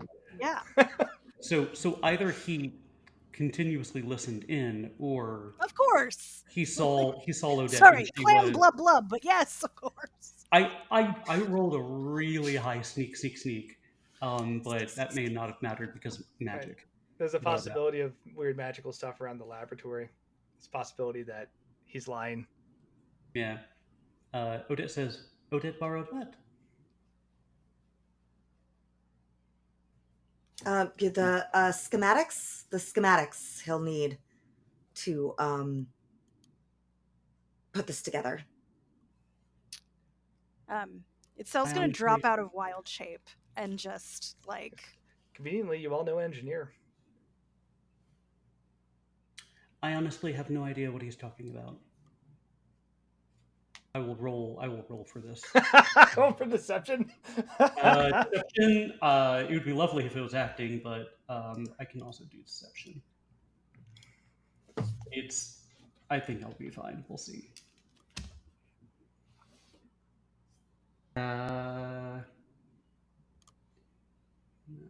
So that is. Good God. That's a 29. yay. Here, Gray just kind of go,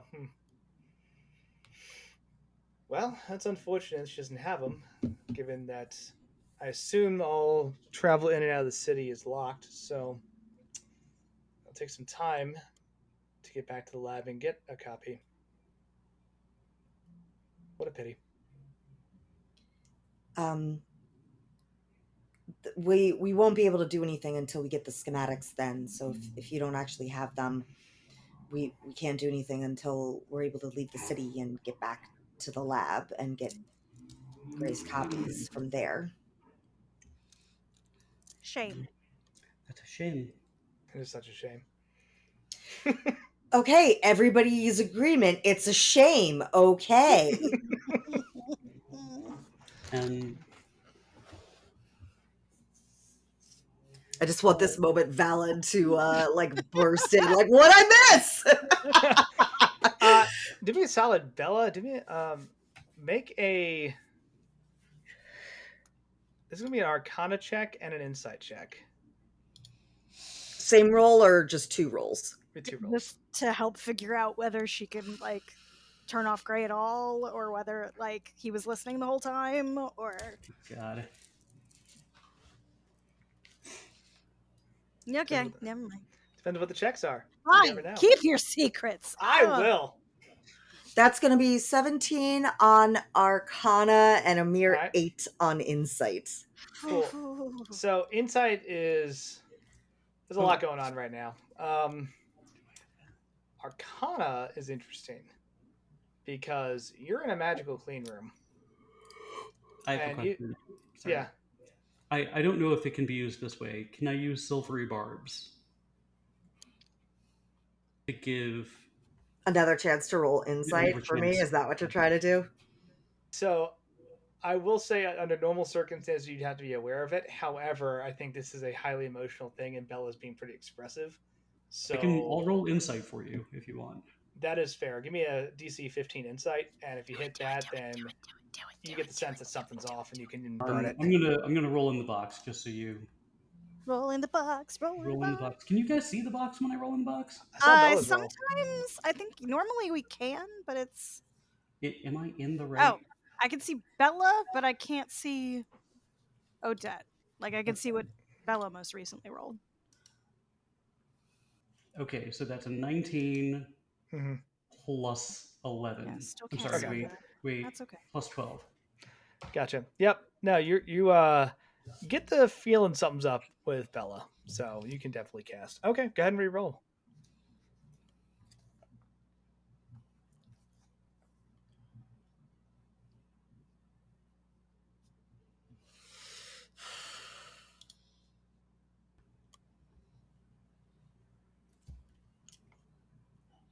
Is it worse? Is it nat 20? Nat 1? No, Hell yeah. Jesus. Which makes my total of 5. Mm. Oh my god. So I'll call this one is just simply Odette, you got to cast silvery barbs in here. Yeah. And the runes in the room glow and just you just feel that this spell is immediately shut down.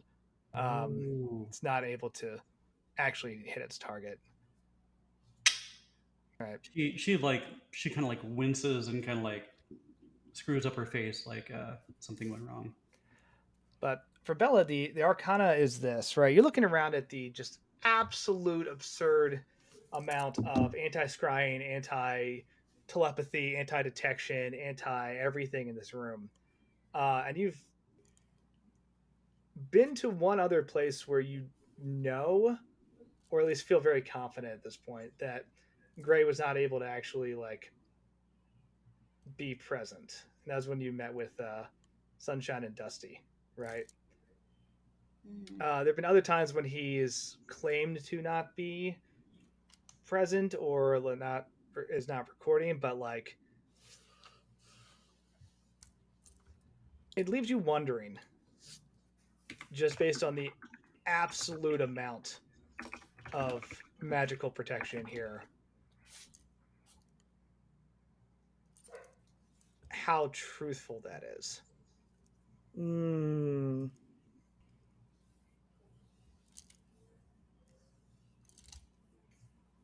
Things to ponder.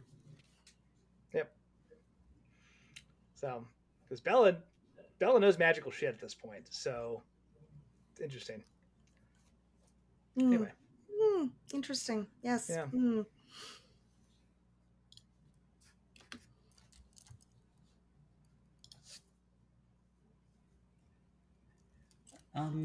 So we're in agreement. We're going to go back to the lab and get the schematics as soon as the teleportation ban on the city is lifted. Right. Once we're able, we will be going back to the lab in order to resolve this, and in the meantime, we can keep the music box safe. You just feel great, like smile like a kid. Like giddy.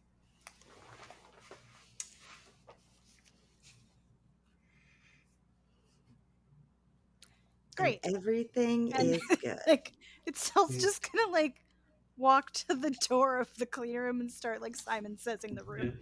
Boop, boop, boop, boop. The Like, rooms like how do I dissipate from the get walls. out of here? Yeah. Like, Door slides like, open. Damn it! Like blue, green, red, red. Fuck. Blue, green, red, yellow. Yeah.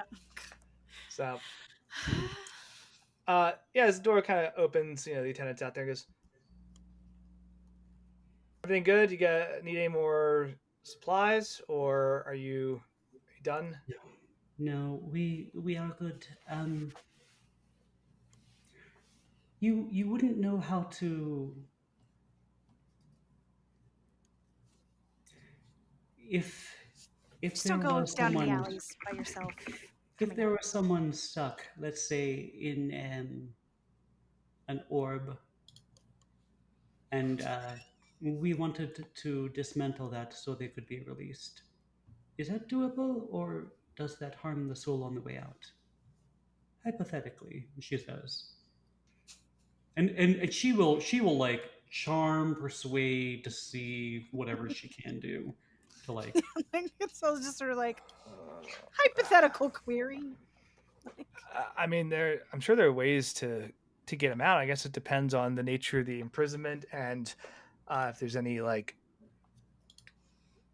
any specific curses or parameters. I'm sure someone like Lady Silverhand could um,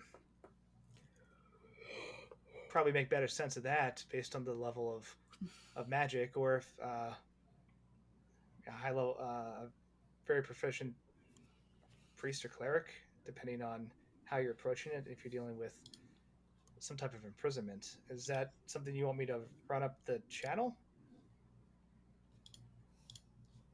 Like, I would like to speak to Lady Silverhand about this specifically. okay, Let her know. She'll know what we're talking about. yeah, I'll let her know. Okay, do you have any more details, or is that just presence in orb trying to? Hypothetical query. Yeah. Totally, it's a brain experiment. Thought. No, I get it. We do research here all the time. We ask all sorts of crazy hypotheticals to see what's what and what could come of it. You know, that's how you learn. Philosophical, theoretical physics, not experimental. You know how it goes. Yeah, Um, I'm convinced. You don't have to keep telling me on this one.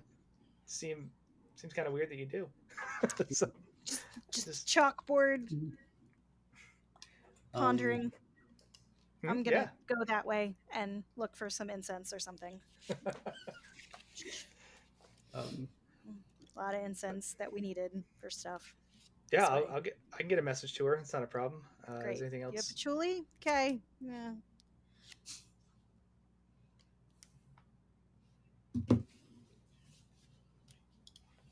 Anything else you want to add to the message, or is that just? um, no, but yes. Real dead. Uh, Killer real dead. we have more information about a very interesting guest that she is keeping from last night. Okay, I will let her know. Just like scribbling down some notes on a piece of paper. All right. Well, if you don't need the room anymore,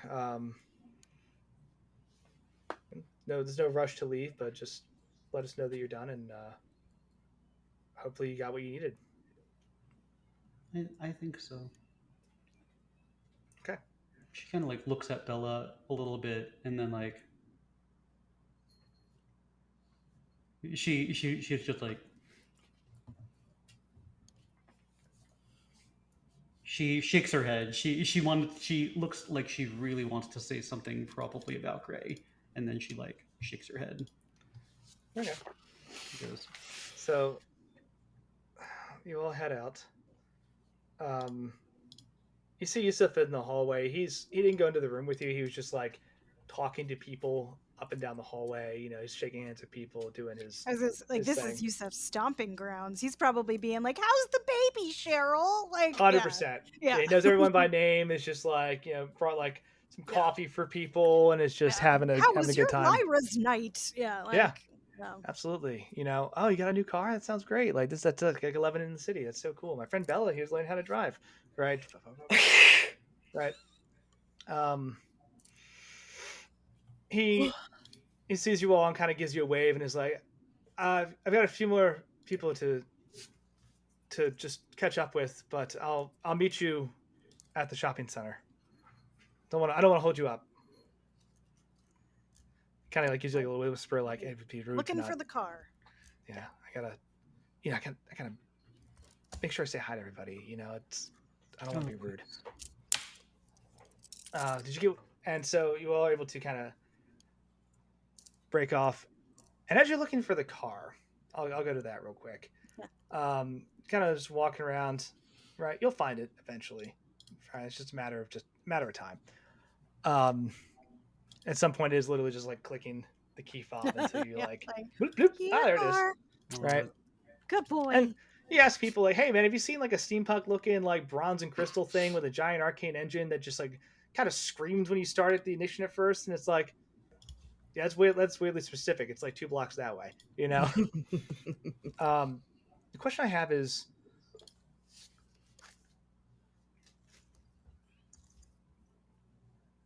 talking about missing people we're trying to bring back, right? So what's going through Itzel's head right now? Because you also have your own problem of missing person trying to recover in just a different sense. Yes. As you're kind of walking, and you've got some privacy as you're walking around the streets. No one's like up on you eavesdropping. A lot of it is just people cleaning up Lyra's night. Both no one's sweet, up on me eavesdropping like, say, my twin brother in my head. no, that's Weirdly honestly specific. yeah. Right? He's honestly the worst one of all of them. But yeah, people like pushing brooms to like get confetti up, and some people are like still just asleep on the streets, and they're finally like, "Hey, come on, man, party's over. Let's get you home. Come on, buddy." Like, yeah. So like, Itzel is obviously very like it goes against sort of every like druidic instinct of hers to do something so against the natural order as try and put in a body that was either created or stolen in order to prolong a life like that is very against everything that she's been taught and believes in. that's And crazy. it feels like we've gone over this. We've had this conversation. Like the things that Gray wants to do are not good things. Like the whole reason that we have these mantles is to stop saying geek. Like the like how often how do we have to go over this? And then she's so basically we've got the tirade going on in her brain. But since we don't have any instructions from Metzley yet either, it's like I also don't have a way to be like, this is the thing we need to do. So she's gonna be like, as they're looking for the car, like honestly not as much looking for the car. Maybe half of her brain is also doing the like, okay, we look for signs, right? Like, am I gonna see like a patch of moss growing on a wall in like, like will there be like a shooting star or something that goes across the like what am I looking for that's gonna be a like what's the sign gonna look like if I need an instruction, what I gotta be open to the idea that like somewhere out here is gonna be a clue or a hint or a like whisper of a direction that we need to go in, because right now it feels like we're going in the wrong one. So basically anything that looks like that duck has a weird like toe, we should follow it. Like that's what she's gonna be like, yes, we have to do this. Metzley said there would be instructions. This is a much better idea than your bad idea. Let's do this. Okay. Did you tell anybody that Metzley's like you had that interaction with Metzley? So, okay. So we didn't have an option to do it when Bella's parents were around. So. Because let me. I got you. Yeah, Let me do this. I don't want to Do me a like favor. completely screw over. Like, I think she probably would have she would have wanted to indicate that because it's like instructions are coming. Oh but no, I got you. Roll investigate. Like waiting for a good moment to do it. Like she doesn't trust the Bella parent. Like they seem like nice, but like the whole situation's fucking weird. I So mean, like her they're trust also of Gray's. Bella's They're Gray's parents. things as well. So like you And don't like know. they were like really like pushy about the pancakes. Like why are we pushy about the pancake? So They like love their daughter. Yeah. but like it's a weird situation with their daughter. Like their daughter might be a clone and they haven't been around for anyway. So do me a favor. Make an investigate check. Okay. You so, like, still have that +6. Yeah, I feel like it can also be perception. Okay. Oh well, then fuck. But like she would have told them that like she saw Metzley and said that instructions were coming. Like when we had a chance to be completely like just us, maybe us plus Yusef.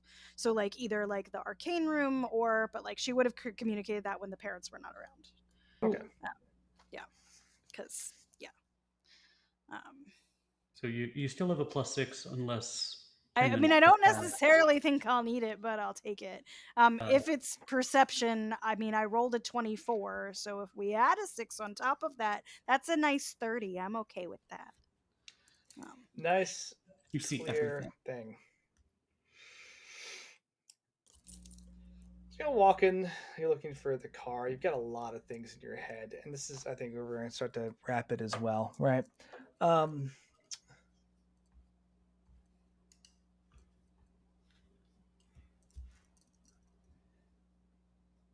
see down one of the streets is, unfortunately, you hear music, right? It's not very festive. It's not anything that you heard the other night where it's just like party music and just upbeat tempos. This is kind of like a solemn dirge, right? And as you kind of turn the corner, you realize very quickly why. It's because there's a cart with a coffin on it and is part of a funeral procession that is heading towards one of the graveyards in Waterdeep. And this is a normal occurrence, right? People will, have a have the actual viewing at one of the churches in the area, and then we'll proceed to head to one of the graveyards, and it is a honorary parade, if you will, that kind of goes in that direction, right? Playing some music, and people who are significant to the family will walk along, and they're kind of heading your direction. So I think that the three of you just kind of like sidestep off to this, out of the way and let them pass, right?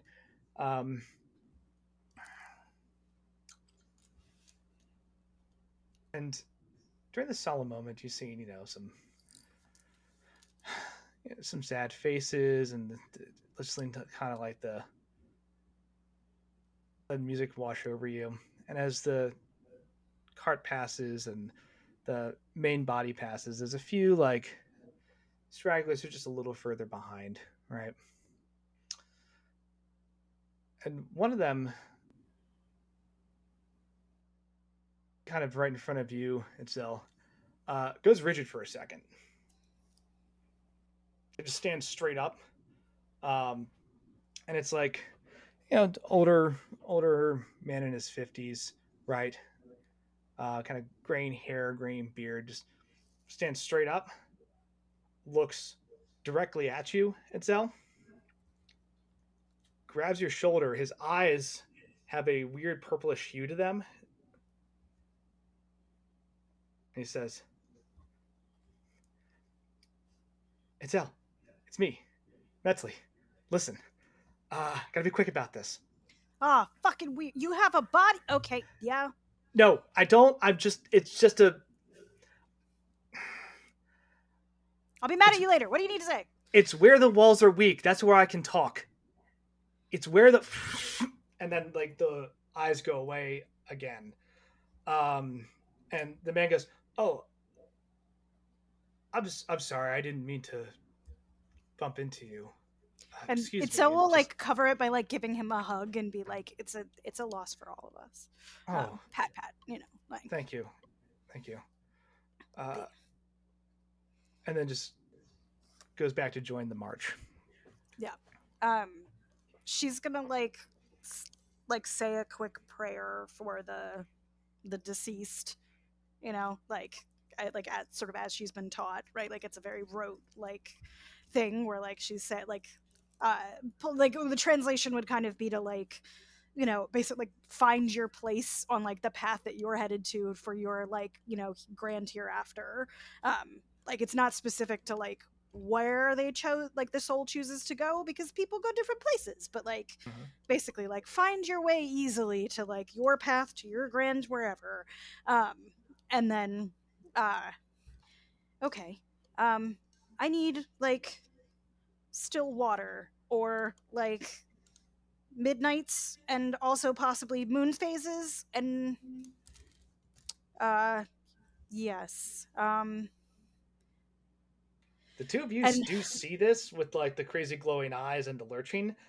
you don't hear what that person says because it just happens so fast, and you're like, "What the was that?" Did you know him?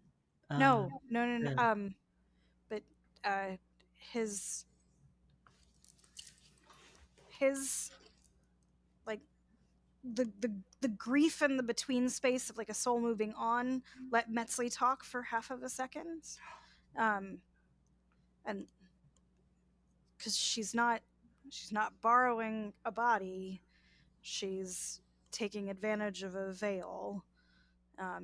So and like she's gonna be like fiddling with her focus, like there's other places where that's easier. I didn't think about it in the cloud formation, but if like we might be at the right phase anyway if she could talk to me last night to talk again before we move on out of this window, and I need standing water, or I need like the places where the veil is thin and are easy to communicate between for the instructions of what to do next, because maybe we shouldn't be going to the lab, or maybe we shouldn't, like, but I mean the car is fine, the car is fast, but like we need to know where to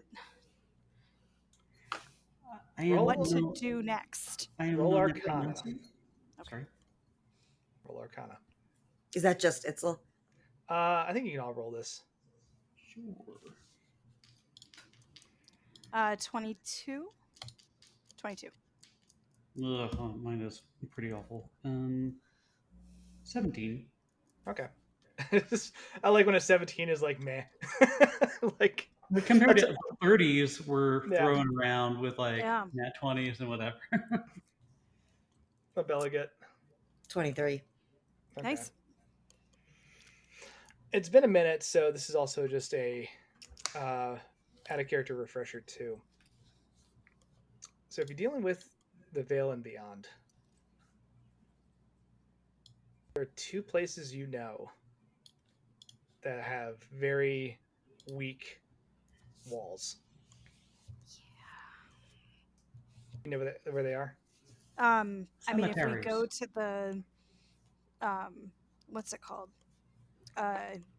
What is her name? Lady Cemetery? Alora, right? Yes, Alora. The Undying Realms. Oh, Basically, most definitely. there's an actual physical entrance to the Shadowfell there. Yep. Right. Who knew? Now, that entrance, as you scoped out, is guarded by a shitload of ravens and could potentially take you to the Raven Queen's domain, which was mentioned. Mm-hmm.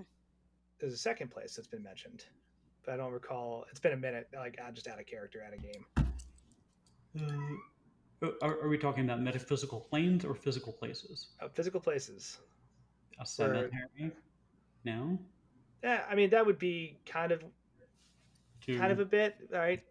But the desolation. Right.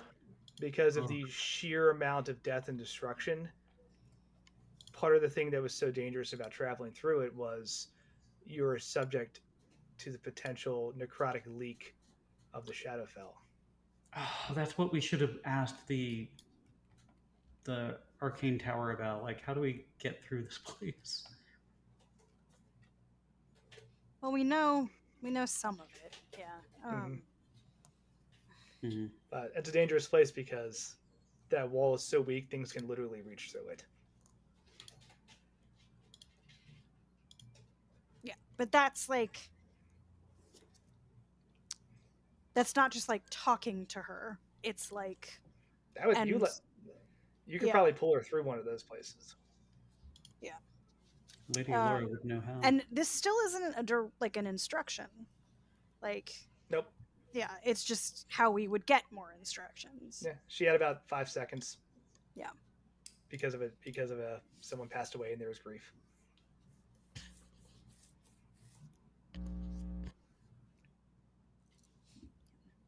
Odette, if we see your ancestor, Lady Alora, her home has an actual place where there's not just a thin veil but a no veil. I mean, I can try and see if I can contact Metzley, but that would just be contact. Getting her out requires an actual place. Understood. I do not know if Lydia Laura's connection with the Book of Shadow is there anymore. I could attempt to write her. No, am I No, feeling but a no? She gave but up on it to you give would you do sole that, ownership. wouldn't you? Oh, I'm sorry. Sorry, yeah, two of us were talking at the same time. So she relinquished control of the Book of Shadows. The only reason Yeah. she kept control was to keep Zangief from fully having control. Once Yeah, you so, once like- you earned it, she let it go. Yeah, What so a Itzel name. would be like, well, you would do it. Like it's your book now. The Yes. connection, you would be the one to make it to her home. So her connection might be weak, but yours isn't. That is true. I was merely thinking of how to contact Lydia Laura so Oh. we could make it to her realm. And whatever you need me to do, I will do it. The Book of If we Shadows can, does have a connection, but what are you suggesting? That we go there? yes, yes. If we need instructions of what to do now, we know that those are coming. But it would be nice to not just have Metzley's message, but to have Metzley. We. I think, and she looks to Bella. She's like, I think Bella is the one who would have to transport us there. Oh, Lydia Laura's right. realm. I should be able to do that. Um, so when So I you am uninitiated, but if there is a teleportation ban, does that mean just don't do it? It's polite, or can we actually not teleport? the Arcane Tower has the ability to stop teleportation in the city. They did so after Yusef got back and warned the council originally about what was happening in Neverwinter. Right. Yeah, that's why we couldn't come without. The only way you could come through was yeah. the teleportation circle, which is why they screened you first, because they were controlling who was coming in and out. And you can basically think of like it as a massive teleportation lock across all of Waterdeep, right? So you can teleport out, assuming that the Arcane Tower lets you use their teleportation circle. But any other method is being controlled heavily right now. Because, fun fact, a lot of high level demons can teleport anywhere, which is part of why they're like, nope, fuck that. So it is a necessary precaution, but it kind of hinders your travel. Yeah. I know we're wrapping up, but do we walk back to the Arcane Tower? I mean, shopping can wait. I think for this we may want to collect Valen first. Oh yes. I'll say this, Bella, as you're walking, finally you hear blip blip on the car. Hey! No, we missed you. Yes. Calimport is a 3-day drive. Oh. Okay, and Calimport is because, well, I mean, like, we could teleport there theoretically, but we can't teleport there unless we get permission from Arcane Tower. And we could just drive there in style because, everybody needs our, like, big vintage sunglasses and headscarf whipping behind us in the wind, in the desert. But of course. I love Final Fantasy 15, yeah. Yeah. And then from Calimport, the idea is from Calimport we could teleport to the Desolation. Yeah. Correct. That's because another refresher. You can choose to teleport directly into the Desolation, provided you get past Waterdeep's lockdown. The trouble is the Desolation is also just filled with chaotic energy.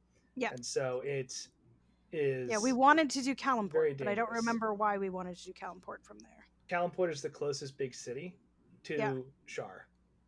And so if you were going to use it as a staging point to go anywhere, it's also when you look at the map on the Sword Coast, I can bring it up. I don't have it up right now, but I know. It's faster to go south and then east than it is to try to go the Crescent Moon Circle, because that's the spine of the world in the center. Yeah. Okay. So in terms of travel, Calimport is the most expeditious way you could do it with a car, and you could take your car with you through the desert. Our stolen car. Yep. There are plenty of other ways you can get around. By There's right of conquest. You can get away around other ways too. Like if you get far enough out of the city, Bella can make a teleportation circle and go. Right. This is just, you have options is the point. And we need to get protection from the tower to be in the desolation. Correct. Yeah. Well, and Odette wanted coffee, and Calimport knows how to make it real good. So Bella's parents have a house in Calimport. Oh no. Oh. We'll come with you. Sorry, it only seats 4. So there's a moment we were all pondering these decisions. You hear the bloop bloop from the car. Everyone's ecstatic. I think Belly clamber into the driver's seat, and you're like, oh yeah, and you just turn the ignition and vroom, this thing turns on, and it's like, all right, you got options. Yeah. I think we'll call it there. Awesome. All right. It's probably also good to have Valen's thoughts on where we were going to go next. No. Yeah, that was my one thing. I was like, you can't leave the city if Valen's Valen's not with you, because whatever. We'll just bundle him into the back seat, and he'll wake up on the drive. That's true. He wakes up. Hey, move over. I should be driving. Where are we? Right. I see, like, us as a party of 3, like, third person going to the edge of the city and be like, very, like, I don't know, Silent Hill 2, like, I don't want to go this way. My friend is back in town, and then it forces you to turn around. It's like, it's weird. They put up a wall of force around the city, so you just like hit the end of the render and you can't go any further. That's so weird. Who would do that? So let's see. I'm gonna find a channel to go raid. There we go. Yay! So Yay. we did it. We came back. We did a stream. We got donations. We did a stream. We had $700 for Rainbow Railroad tonight. So thank you all for donating. I'm gonna put the socials in the chat. For everyone who followed, if you're still around, you rock. And if you're not still around, you rock anyway. And hopefully that energy hits you somewhere in a good way. Not Yep, you all rock. Good vibes. you ever try to you ever start a sentence and just lose control of it completely, and you're like, yeah, that's fine, let it go. Whatever. Yeah, that's the cost of being a DM. Such is life. But hey, thank you all for tuning back in to the first Veil Breakers in a hot minute. I think we'll be back in not the next session, but the session after that. So 30 days approximately, unless I can finagle some stuff, because I'll have to figure out if I could stream while I'm out and about. But that's a problem for me and on the tech side, and really that's a problem for Will, as I bug the shit out of him on the tech side. Because I think he likes questions like that. All right, raid. Let's get a little raid going. All right. So I do want to plug a thing. Please. I'll be performing in Philadelphia. If you're in Philadelphia, just follow. I think they're linked down below. But if you go to @ComedyShowGates GATES on Instagram, follow me there, and I'll post either the next time we're doing this or the next couple of shows I'm doing live, for real, in person, not in makeup at all. Live from the stage, Philadelphia Ips. Let's try to make a live from the apocalypse joke. Didn't work. So let's toss that in the bundle. Live from the Philadelphia. Apocalypse. There we go. That's a terrible mouthful. So hate it all. Yeah. Love the show. Cool. All right. Well, if nobody has anything else. Happy 4th. Join us on the Discord. watch all of our other stuff. It's brilliant. Yeah. Hell yeah. You can catch up with things later because like this is going to be available for you to do that. We have a couple of things that are podcasts, not just video. We start recording Cryptic Community College Season 2 next month. Yeah. So that'll be Hell fun. yeah. You get to hear me pretend to be from New Jersey, and Bella's definitely not in a cult. Definitely not. But cool. I don't know what you're talking about. It's Yeah. an alternative lifestyle spa. It's a lifestyle. All right. Oh, I guess I've already We already started the raid. rated. Yeah. Cool. Thanks for watching, guys. All right. Have a Yeah, great bye. night. Bye.